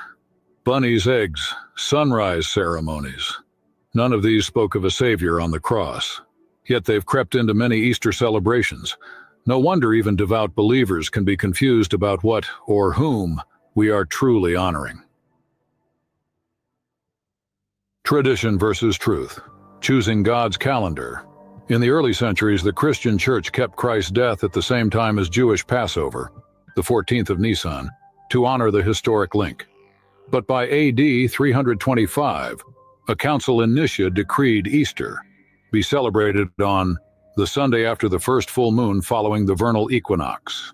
In practice, this divorced the Christian festival from the Lord's appointed feast. The appointed time, Passover, fell away, replaced by a formula set by people. Now Easter bobbed around March or April each year, no longer tied to God's holy day at all.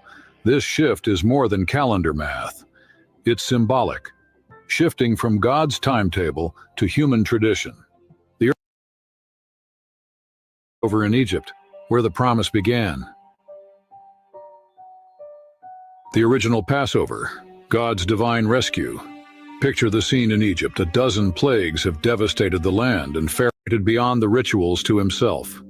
He took bread and wine and said, "This is my body, my blood of the New Testament. For this do in remembrance of me." In effect, Jesus was saying, "I am the true Passover lamb. You no longer need lambs on the altar. My flesh is the Lamb of God, which taketh away the sin of the world." John 1:29. All those ancient symbols of spring and fertility. What means the term Easter itself? Easter is nothing else than a start. Sorry, y'all. I clicked off the click to the beginning. Eggs represent fertility and bunnies represent new birth. Easter used to get people to celebrate Passover every year. So my thing that I wanted to ask, because I don't be knowing everything either, so certain stuff helps me. Now, what I did have is that I felt was we celebrating Easter in the right month, and I knew Sunday because a lot of them does not understand the symbolic behind Sunday. They does not understand that the Sabbath day, which is Saturday, that's the main holy day. That's the day that God rested when He was done. And to be honest with you, Saturday is the end of the week, and Sunday is the beginning of the week. But we don't go by that. Sunday is the last day of the week, and Monday becomes the first day of the week. But if you go back into your Bible, it tells you how God created the earth and how everything came to be. And within the 7 days of the week, that's why we have 7 days of the week, because it took him 7 days to construct the earth and everything in it and how it was going to be. And on that seventh day, which is Saturday, he was able to rest on Saturday. Just like the Lord of the Son of God rose on Saturday. But we think he rose on the Sunday. We think because Friday, Saturday, Sunday, we think that that's how it goes, because how the days of the weeks are. But no, that isn't how it goes. That Friday is the Passover, and that Sunday he already knew that he was gonna die and he was gonna rise on that Saturday. He already knew this is going to happen. But I always wonder which month though was the Son of God taken? Like what when they took his? Because remember we are in a body. Okay, we are in the body, but we have a spirit within this body. So once we die, that's our spirit transitions, and we go into the next phase. We decided to have this type of life with our Creator. We meet our Creator on the other side through death, because Adam and Eve ate from that tree of knowledge of good and evil. But I believe that tree was a cursed tree, and that's why He warned them not to. But when you're having your own creation, and you know that the ones that was there for you, because I try to look at it from our Creator standpoint, right? And I try to feel like they say it's April 3rd. But that's the thing. He says March or April. But for me, because okay, when I was cool with Nina, right? Nina says from the biblical, the Hebrew, the first Bible ever, which I need to look that up too. She says the first year begins in September. That is the new year. And I always, so when it comes to with April Fools, I always felt like, because from reading our Bible, we know when Christ was born, because we celebrate Christ's birthday, December 25th. Baby, you come on now. As Christians, as many of you Christians is and spirituality people, we should know that December 25th is nowhere near Christ being born. It wasn't cold in that time. That should have been let it be known to y'all. It wasn't cold. Okay, you can tell the temperatures were more on the breeze or warmer side. So I don't know why we thought in the wintertime you celebrate the birth of Christ, when we know that there's no way Christ is birth in the winter. When they had to do everything they do to keep Mary safe from them trying to get, because keep in mind, it was already let it be known and said from already the other messengers from God that there would be a son of God being born to come down and forgive us for our sins. Now, I just always wondered back in those days, what was wrong with them people that wanted to get rid of Jesus and not be saved for our sins?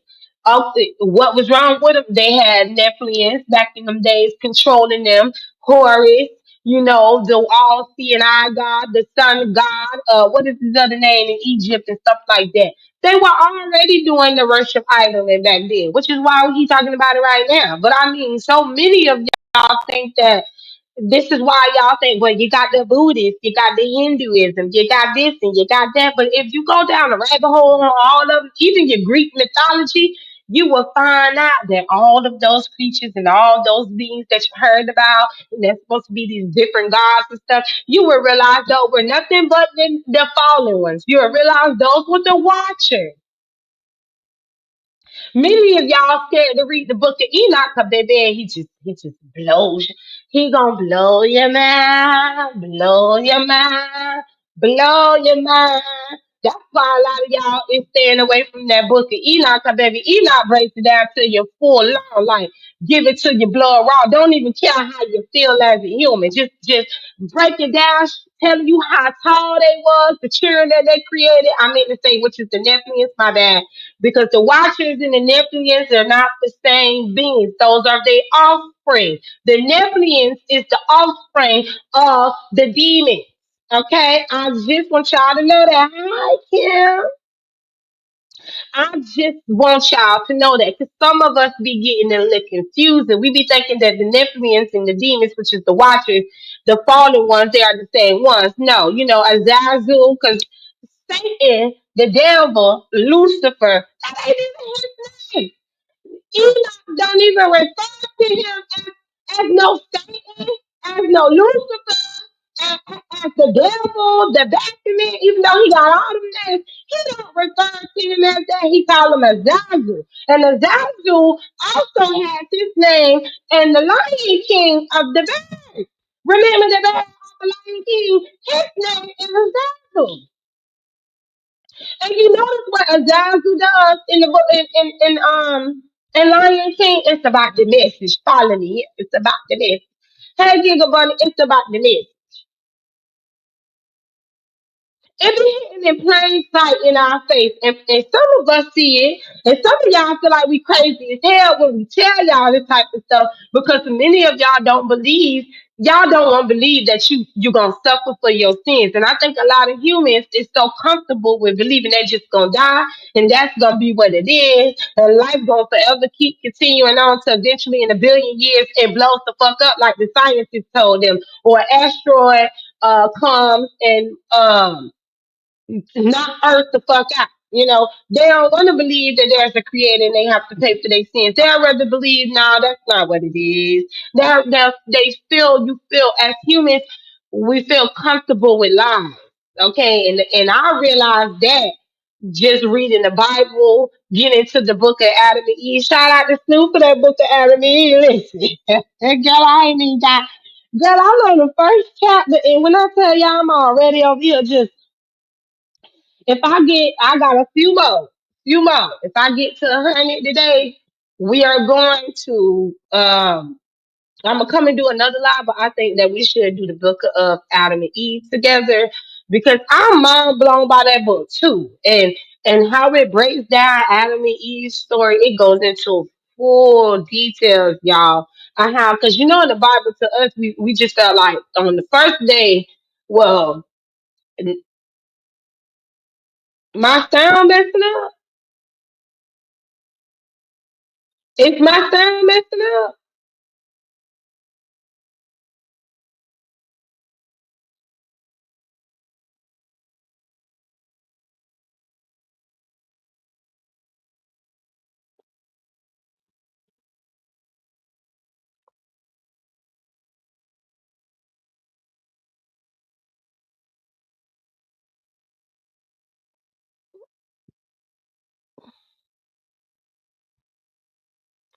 Okay. Because she said it was messing up. So I was just. So if we get to 100, um,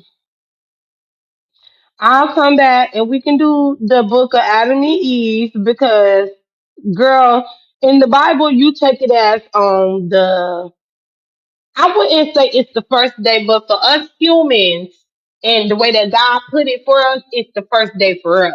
Because keep in mind, the animals was already created, the trees was already created, everything, earth in itself was already created, everything was already created. We came last.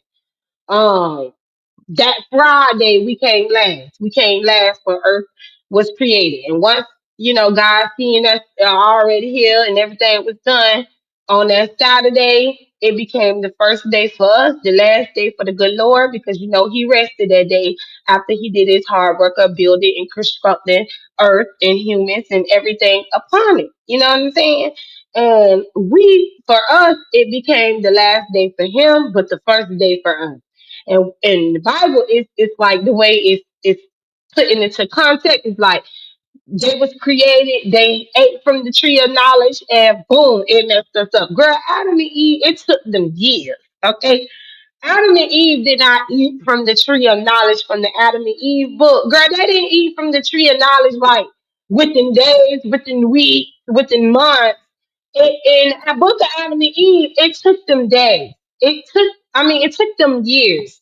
Okay, and in the Bible time, we don't know how long is years for them because in the biblical time they were actually on the heavens time. So, girl, we don't know how many years that was for them. But in the Bible, in the book of Adam and Eve, well, it took them years.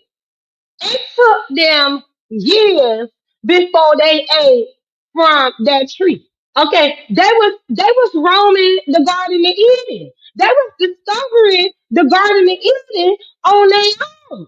Okay, they was doing things that humans should have been doing instead of eating from that book. Eating from that tree. Like they was discovering things, seeing the animals. Like they were free. When I tell you, when you know you free and your mind ain't wondering and thinking and scared and judging, they were literally free doing everything. They came with the animals in the Garden of Eden. Uh, um, Discovering themselves in a God, which I was shocked by. They built their own houses and stuff. They already had them built their own home without the tree of knowledge. Because many humans have think that Adam and Eve became smart and Adam and Eve be questioning things and Adam and Eve brain began to function when they ate from the tree of knowledge of good and evil. No. Mm-mm, mm-mm, mm-mm, mm-mm. No, mm-mm. Girl, they was already doing everything. They was already exploring, doing everything. Okay, when in the Bible, y'all know they take stuff out and put it in to make it seem that way to confuse the masses. That's why you have to go and search outside of it, like they do with your schoolwork. Your school history. All your school history is bullshit. But these bitches love over here to giving praises to the shit. I'm like, these dumbass. I'm talking to the black. They so motherfucking dumb. Over there giving praises to what them crackers talk y'all. Y'all get the fuck up out of here. And girl, listen, girl, do real research on your government history. Baby, listen. That will blow your mind, blow your mind, blow your mind. I need to go see if I can pull up some old conspiracy videos about your American history and see if that'll help. Cause some of y'all don't even be knowing. Y'all swear y'all smart, bitch, you barely. Cause what they be teaching y'all don't know half of the shit they did. Just like y'all don't know half of the shit your motherfucking ancestors did. They didn't stay being slaves, bitch. Now, many of them fought in the war. Many of them, the reason why George Washington won that motherfucking war against the British was due to them four black founding fathers. Where the fuck you think they got the four founding fathers from? They stole it from the black founding fathers that called themselves that were spies, FBI agents from both sides, from the British to the Americans, helping. They was spies. They were supposed to be spies for both, but they switched over from the British and came to and worked with the Americans, bro, and George Washington because they knew that George Washington also was a spy for the British and American. Girl, and when I tell you that, and then if you go even more deeper down your American history, bitch, you will find out who was over there funding both wars. Ain't that about a bitch? You will also find out why your medical system is the way that it is. Cause I'm also, that's what we gonna do. We gonna go down American history, bitch. For these wannabe smart ass motherfucking raggedy ass bitches over there being taught that watery down history, bitch. I'ma come teach you some real history, bitch. Just because I can't get the words out, that don't mean you don't know what the fuck I ain't talking about, bitch.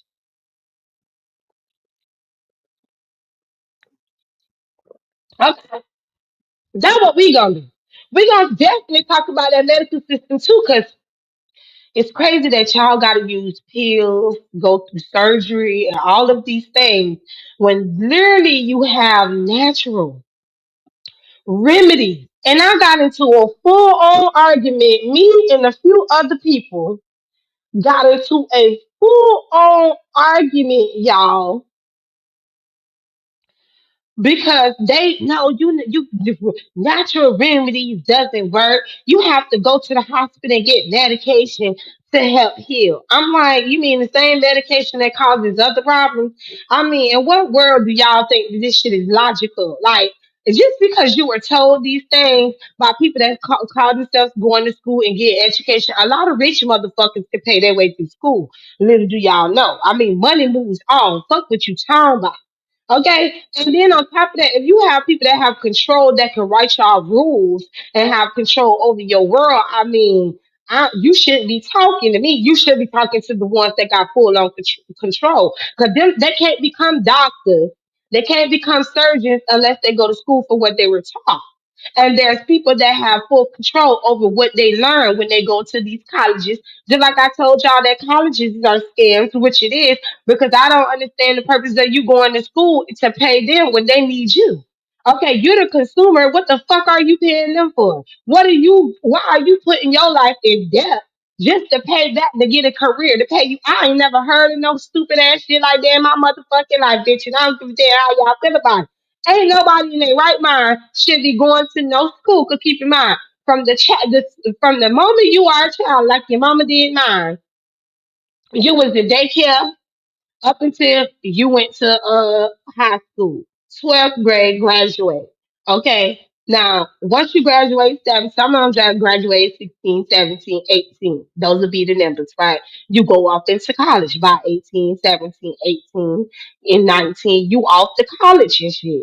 You going to school more so that you can better your motherfucking life. But don't they need you? Why is it always everything in this world is so ass backwards to me? I just be like, girl, when I'm gonna get off this fucking train with you motherfuckers? Like, I'm not even gonna lie. I just be wondering when I could get the fuck up off this train with y'all, because ain't no way in hell y'all is human seeing this backwards ass shit and we just letting it go on because you comfortable and your life that you got going on, but it ain't gonna be comfortable soon, because baby, they about to strip y'all out of every motherfucking right y'all got.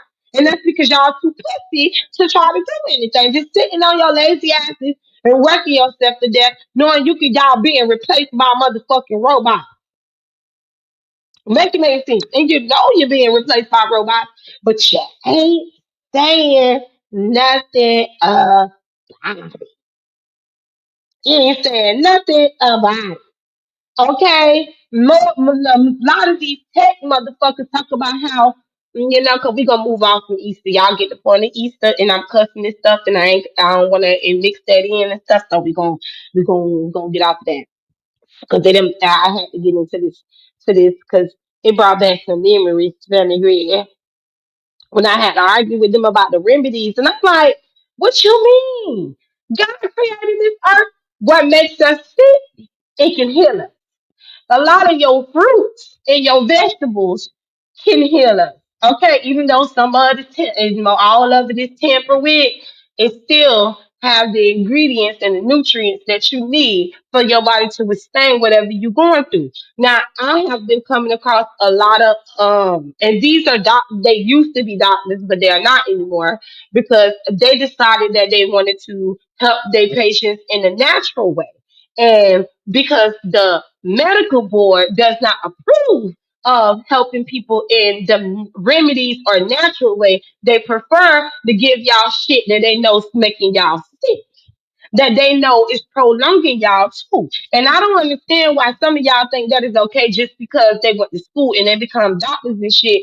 That don't mean shit. Most of these doctors got an ego problem too, and a lot of them be committing murders in the motherfucking operation room because they can be careless as fuck when it comes down to them cutting on people. And I truly believe that we're not supposed to cut on our bodies.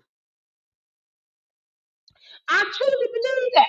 I'm just saying, I don't believe that we're supposed to be getting surgery or any of that type of stuff. And if we is supposed to get it, I don't feel like they doing it the proper way, because there's always something go wrong with the patients in those rooms. But also, you'll be dealing with people that goes and only do these jobs for the money. So that's another problem too. Some of them, a most majority of the doctors do it for the money. You go to the doctor and you tell them your problem, and then they try to tell you what's your problem and what they want you to take. And it's like, but I'm the patient though. This is what I'm feeling though. You're not feeling what the fuck I'm feeling. So how the fuck you gonna tell me what the fuck I'm feeling And what the fuck you finna prescribe me when I'm telling you what my symptoms is? Make it make sense. And when they do shit like that, I'll be like, can y'all kindly request me another doctor or I'll go somewhere else. See, I'm the worst type of patient for them to have because I don't let them play no games with me, bitch.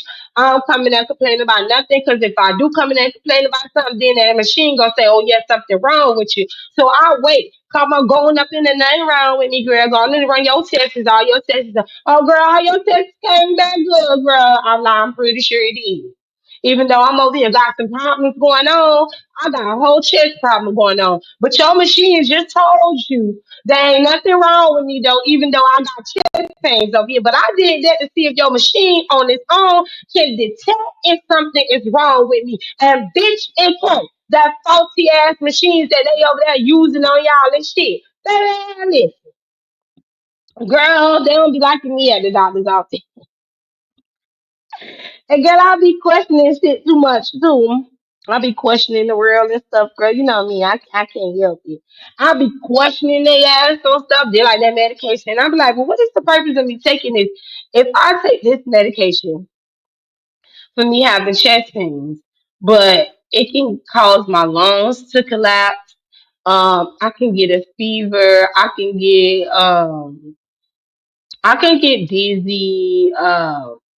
I mean, I can end up having some type of internal bleeding from this medication, but to keep my chest pains from hurting, to take this medication, even though there's side effects of this and side effects of that and side effects. I don't want no medication that got side effects, bruh.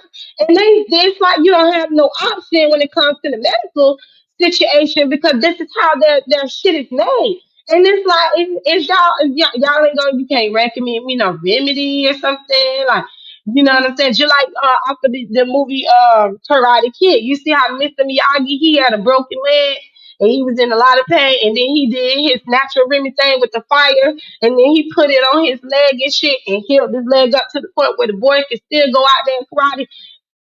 But if he would have went to the doctor, they would put him in the cat. Which he did go to the doctor actually. They put him. He went to the doctor. The doctor said, "Listen, his leg is broken. He can't fight. He's out." Gave him some medicine for his leg. You know, read him his symptoms. The boy man upset. No, I still want to go fight. I want to prove myself out here. I need to go fight. He said, "Okay, boom." Went and pulled up that natural remedy with the fire.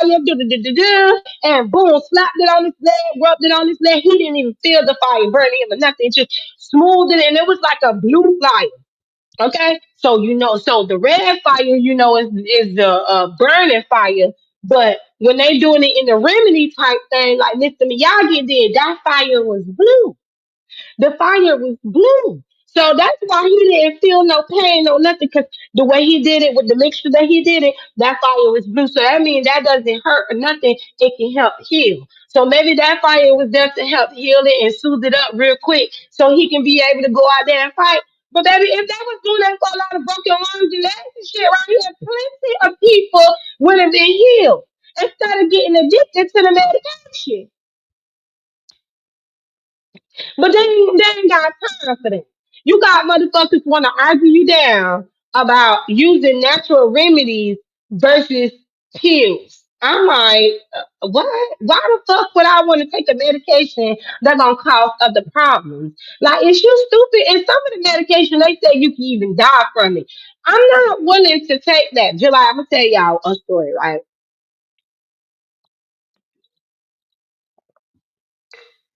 My mama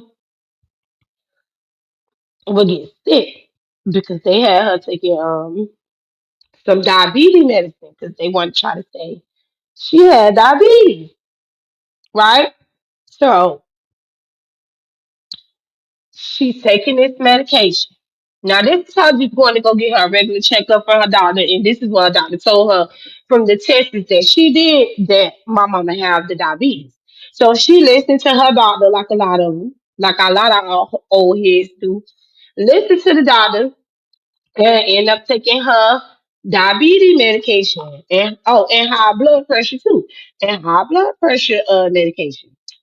Girl, when I tell y'all, my mama was sick as a dog. Okay, could barely move, was weak as hell.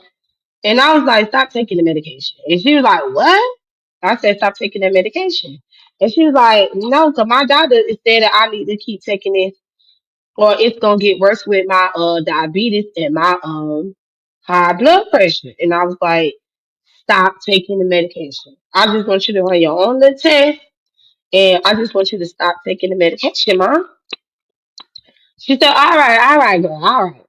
So she stopped taking, right? She stopped taking the medication. This was years, this been 2019, so it's been 6 years. It's since 2019, it's been 6 years. And my mama have not had no problems with no diabetes, ain't had no high blood pressure in 6 years. Ever since I told her to stop taking that medication. Now I'm trying to get my mother-in-law to stop taking hers too. But you know, she listens to her doctor. She can't do it. But I'm gonna get her. I'm gonna get it though. Don't worry. I'm gonna take her down the rabbit hole and maybe that will help her stop taking that medication too, because it be making her sick. And I be telling her that that's what it's doing. And she has to stop taking it so her body doesn't be dependent upon it, because once your body get dependent upon those damn diabetes medications and them high blood pressure medications, then yeah, the problems do come in. But if you don't take that medication beforehand, and I'm not no expert at nothing, I just say I tried it with my mama and it didn't work. I mean, it worked it for her, and it didn't work as far as she getting sick, uh, her being sick all the time, her like being in the hospital for it all the time, because it made her very weak. And I'm like, well, maybe if you stop taking it, it wouldn't make you feel that way, because you know, when you take the medication, this shit makes you feel like shit. So she does not, and she always maintaining her eating anyways. So she definitely made sure she eats right and be healthy a lot. And she's still working two jobs. Okay. That lady got out of the hospital last year, and I told y'all she was over there going through what she was going through, got out of the hospital and went right back to work. I said, oh my God. And you don't even have to go back to work, but she don't want to sit down, you know. She don't be wanting to sit down, she be wanting to move and do shit. And I'm like, you need to slow down, lady. You like about to be in your 60s if you don't slow the hell down. But she don't want to slow down. She still want to move. She still want to go. She still want to do stuff. Even though she was in the hospital for 4 months fighting for her life. But that still didn't stop her from doing what she wanted to do. And to be honest, she got up out of the hospital because she checked that damn stuff out. Okay, because they was still trying to keep her in there. Everything. She ended up getting a burn on her because one of the damn nurses had one of the hot comb things, not hot comb, but they had something in there, she said. And one of them ended up burning her, on her leg and stuff. I was like, what kind of hospital is that? Okay, but she didn't feel it because they had her so doped up on that medication, so she didn't even feel the shit at all. But she ended up healing her own burn because she got up out of that after they did that to her. She was doped up on the medication, and girl, I was in there going.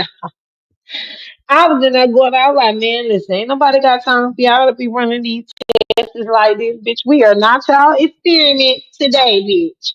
Okay, y'all keep experiment with all these other people on here. I'm getting my mom up out of here, bitch. No experiments today, ho. Not for her. She got to go. Let's get the fuck on up out of here when it picked her up, like I told y'all, and got her up out of there. And she ain't been back since. Been moving, working, here, traveling here and there, back and forth, all around the place. Okay, doing her own thing. About to go to Jamaica too in June. All my aunties about to go to Jamaica. Yeah.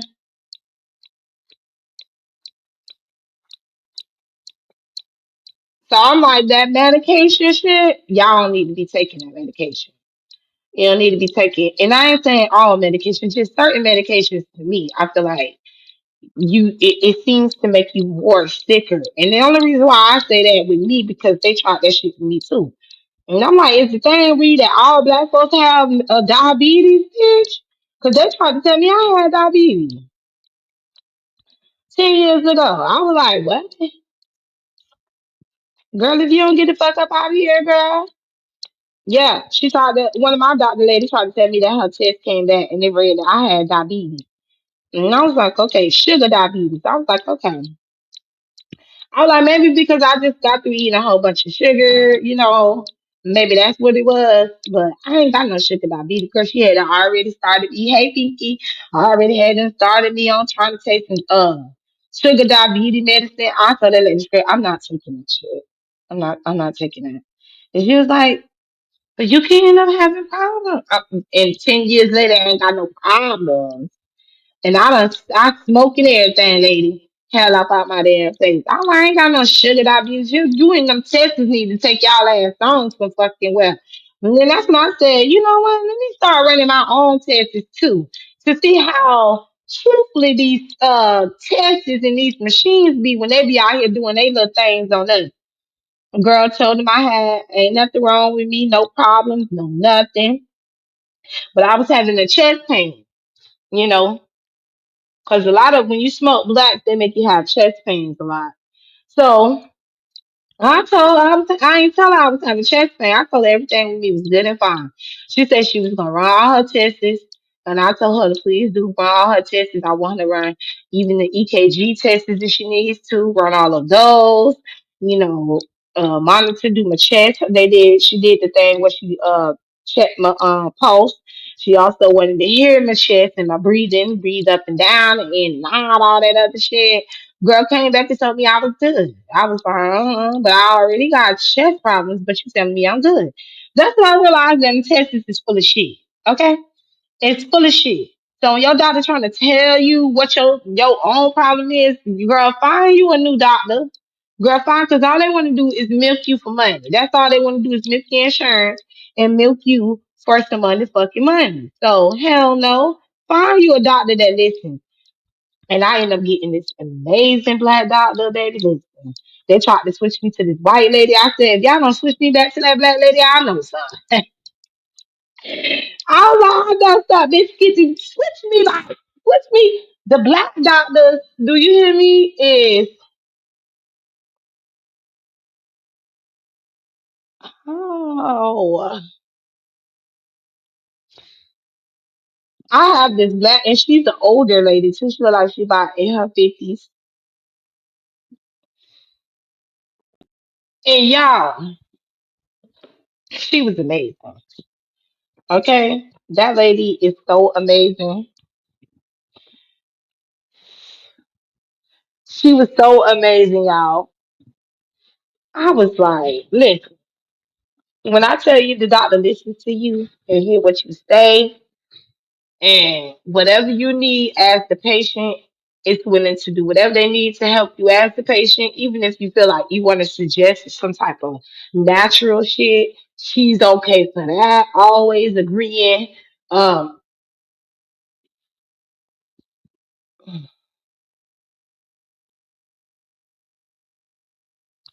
um, always agreeing. As far as if I'm telling her how I feel, or I be like I tell her I take like the vitamins, but I don't like to take the pill kind of vitamins. I'd rather do the gummies or the infusion. And she told me those are the good options. She told me drink plenty of orange juice, natural orange juice if I could. She told me to drink grapefruit juice too. That is also good for the body and burns off a lot of acid, body fats and stuff. And girl, I told her I can't do grapefruit. I was like, I don't like grapefruit. It's nasty. It's nasty as fuck, bro. Like, oh my gosh. And my grandma loved it, the grapefruit. If she ain't have nothing to drink up in that refrigerator, baby, she best believe there's plenty of grapefruit in there. Now I know why she was drinking the grapefruit because it's good for your body. It cleanses out your body and everything. But I told her I can't. I'm gonna have to something to substitute that grapefruit. Cause listen, that grapefruit, girl, that shit is nasty. It is too fucking bitter for me, girl. I'm like, Can you find me something else? to drink with or something. Cause listen, I can't do the grapefruit. I just can't. Even though it does help with a lot of stuff. Cause from these the shorts that I be getting from doctors now, they they ended up leaving their job because the medical board told them that they wasn't able to, teach of natural remedies to the patients. They're supposed to teach them of the medication, uh, to prescribe the medication and stuff.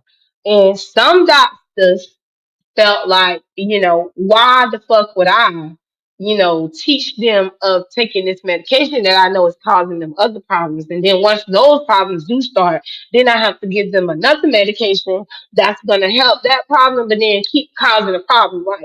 It's a help a problem, but causes a problem type thing. And it's like, who the hell want to keep taking their patients through that where this fixing one problem but causing that problem? Can fix that problem, then the next problem done started. Now you gotta prescribe them some other kind of medication. Y'all wonder why so many people be having all them different type of pill bottles in their motherfucking cabinet. Damn near 15 fucking to 20 damn different pill bottles that they being prescribed to keep maintaining issues after issues after issues because the medication that they're giving is just there to keep motherfucking milking you until they can't milk you until you death.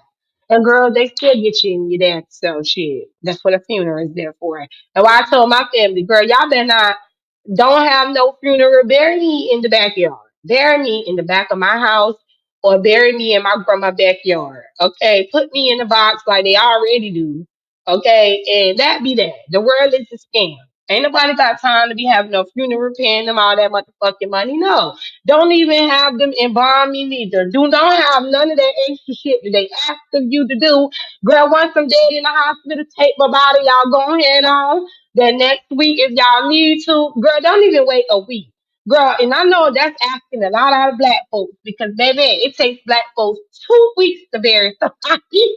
It gotta take us 2 weeks to bury somebody. So when I did say that to my mama, she was like, well, how you know I ain't gonna leave before you do? I said, well, if I was to leave before you do, because we don't know, just because you're my mom, that doesn't mean I ain't gonna die before you do, or the good Lord may feel that I need to go before you do. But if it does happen, like I told my husband, if I was to die before he does, just bury me in the backyard in the box.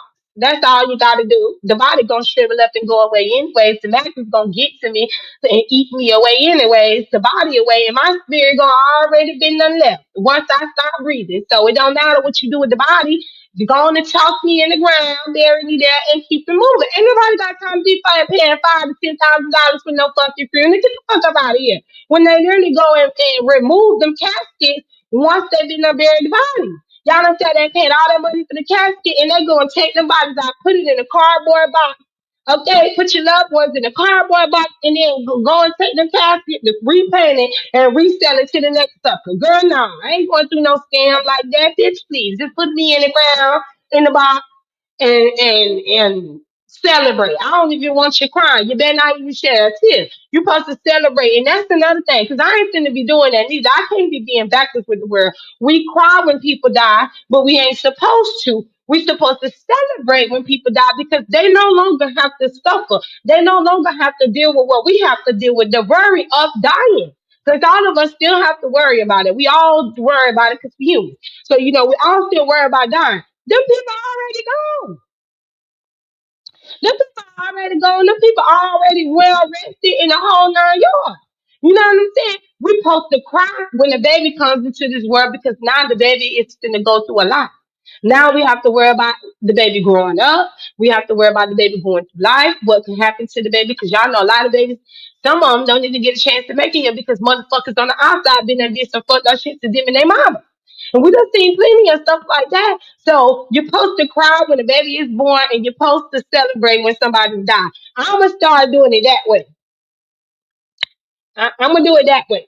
You know what I'm saying? I'm gonna do it the way that God wants us to do it. I'm not doing it the way that everybody else doing it. I need to stop thinking with the crowd because I ain't never been a part of no crowd type girl. I always been a different type of woman. So I'm gonna do it that way. You know what I'm saying? So they die. It's not a sad thing or nothing. It's a celebration because you're supposed to celebrate the time they had on this earth. That's how I'm gonna do that. You feel me?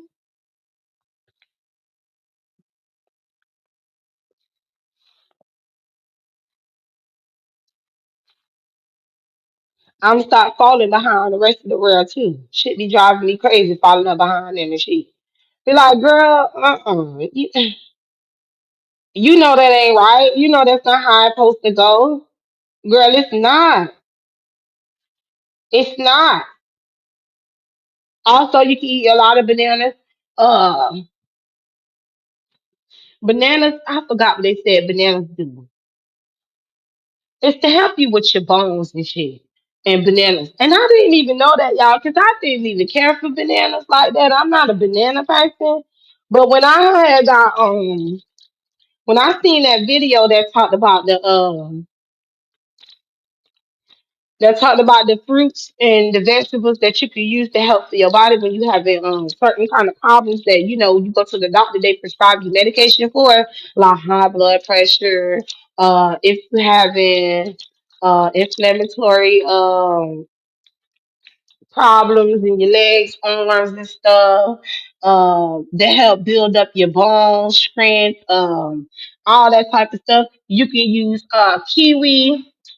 Kiwi, I forgot what kiwi is, and I ain't never had kiwi. And I don't know, my sound bites love them for kiwis, but I'm gonna have to try that too. Because I think kiwi builds up your bones. Uh I know orange you have vitamin C in it. I know it has plenty of that in it. I know that. Um Potassium. Thank you, Bella. Where potassium. I know they help with a lot of things that we need for our bodies and stuff, but I don't have no problem eating fruits or vegetables. And neither do my kids, which I'm glad about it. There's only one vegetable my oldest won't eat, and those are green beans, child. She don't like green beans. But the rest of us in the house do. But she eats she eats everything else. She eat all the rest of the vegetables and she does all the fruits down there. Um, she just don't like green beans. And I don't like corn.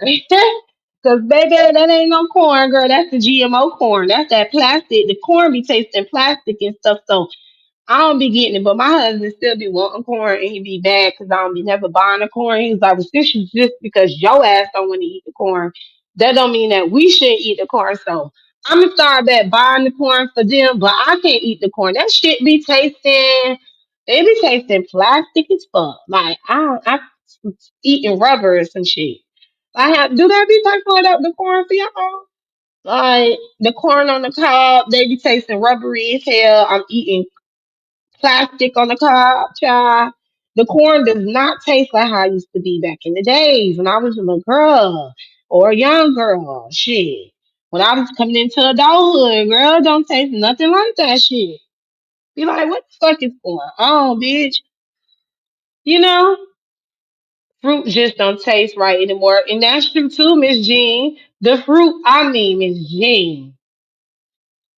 The motherfucking strawberries, just, I'm like,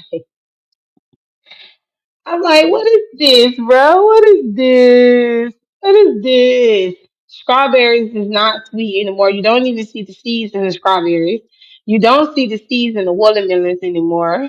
You don't see the seeds in the grapes. Those how you know that those are GMO Frankenstein foods. And the sad part about it is they're not even telling the consumers that's what they're eating, knowing that that shit causes a lot of fucking problems. GMOs causes a lot of fucking problems, and y'all wonder why people got autism and Alzheimer's and all that other new shit coming and so forth because people was not having no damn autism.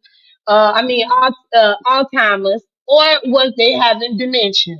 Okay, I don't remember the old folks back in the times of their parents was having these type of problems, but now all of a sudden the older generation, our grandparents generation and our parents' generation starting to get motherfucking Alzheimer's and dementia. Something ain't right. Clearly, something is making their brains do that for a reason. But they want to trick y'all not into making y'all believe that GMO is good for the body. Yes, there's that man that called lymphedema, bitch.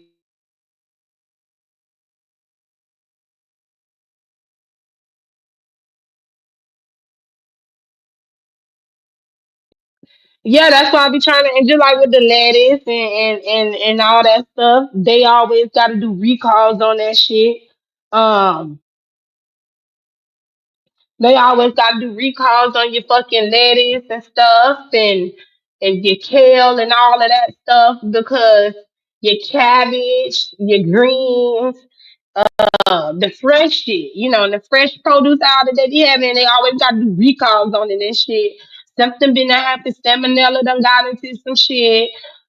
E. coli done got into some shit, done fucked up some shit. And I'm like, okay, how was that happening? How is that happening? Just what is causing all this to keep happening to the fruits and the vegetables? Well, the vegetables, not the fruits, but the vegetables.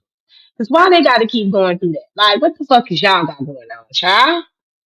Them strawberries don't, girl, I don't even like strawberries no more. They don't even taste right. I don't even eat grapes no more because they don't even taste right. They taste bitter as hell. There's no seeds in them. There's no seeds in the watermelons at all. And it made you appreciate the seeds being in them. I remember as a kid, a lot of kids, it's too many seeds, bitch. We need the seeds now. Cause now we ain't getting no damn seeds. We're getting seedless fruits in this bitch. And they don't taste good at all. And I don't know if they think that we don't notice that or something, or maybe because we're not making a big fuss about it. We fussing about unnecessary shit. And we ain't over there fussing to them about the real shit because I mean, the shit don't taste good anymore. People using putting sugar, having to do a syrup, strawberry sugar shit now to make they strawberries taste good in this bitch. Like you shouldn't have to go through all of that to get your strawberry to taste sweet. Like they used to already come sweet and not sweet to the point, but they naturally were sweet and good. Like they weren't never ever fucking bitter.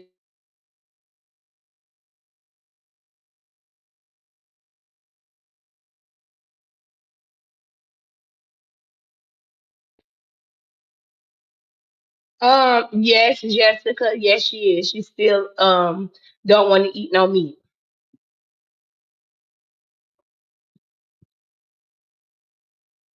She don't eat no meat, so I tried to make her little like I make her a rice and vegetable medley type of thing, which she enjoys as long as I season it up for her.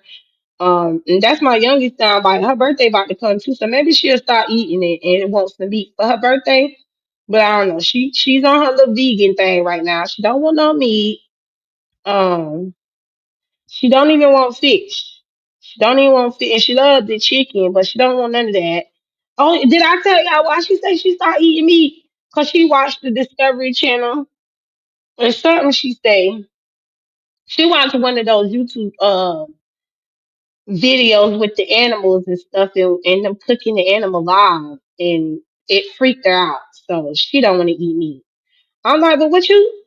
How you think we eat the meat? I like, girl, how you think we eat this meat all the time?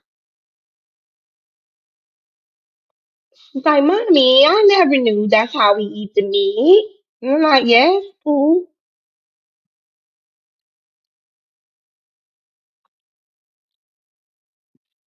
Cotton candy grapes is what they be making.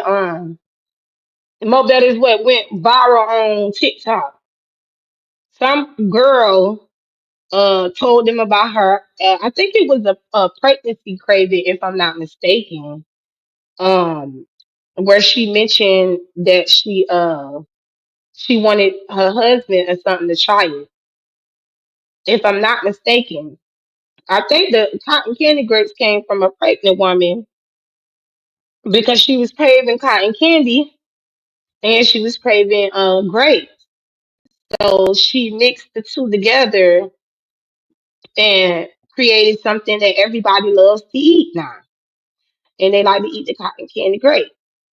Now I could be wrong, but I could swear it was a pregnant woman that made it popular because that was she was craving.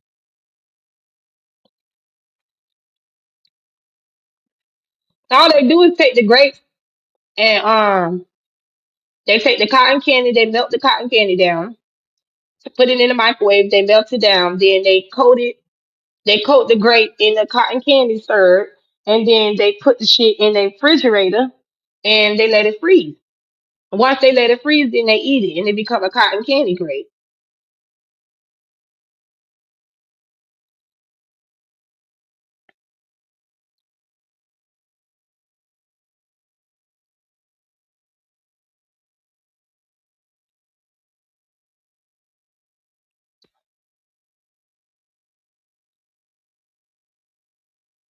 And that's another thing. Th- And people only eating grapes if they make it in the cotton candy so they can get a bit of sweet in there. Because the grapes taste so bitter, baby. Listen, I'll be like, child. And my kids just stop eating the grapes because they don't be tasting, they don't taste the flavor in the grape no more. You know, that sweet flavor in that grape, it tastes bitter now. And then when you bite into it, you don't see no seeds in the motherfucker. So, you know, and I be trying to teach them too about their fruits and their vegetables and I also let them read the ingredients. It's a man that I follow too on YouTube, and he teaches Black folks pretty much anybody. But his channel is based upon us because we the blacks that be watching him. And he teaches them about he got a thing called read the ingredients. I believe he got that from me, you know. Because remember when we came over here and I started doing my first conspiracy live, it's with us doing the ingredients that they be having on the back of them canned foods.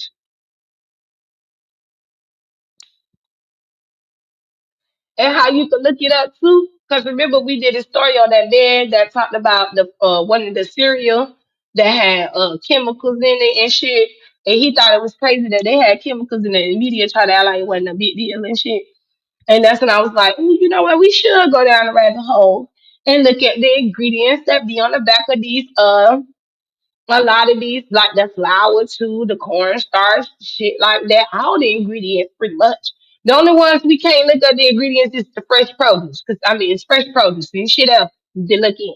But you know all the canned goods, the box food and shit like that, you can look on the back of it and read the ingredients in it. And if you don't know what it is, look it up.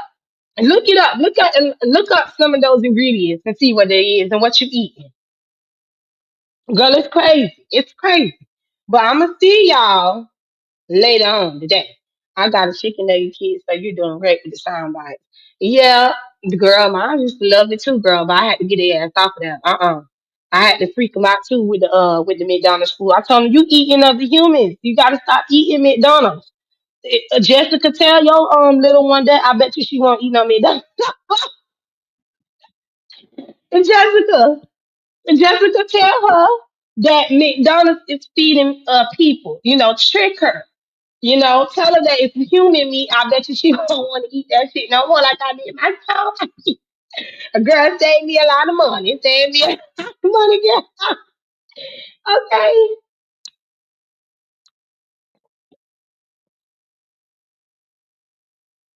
Oh, hell no, he do. Baby, you going to have to do something else then. Tell him it's zombies or something. It's something that freaks him out. Say it's the McDonald's in it or something. So damn. Damn. Girl, you got a badass or something.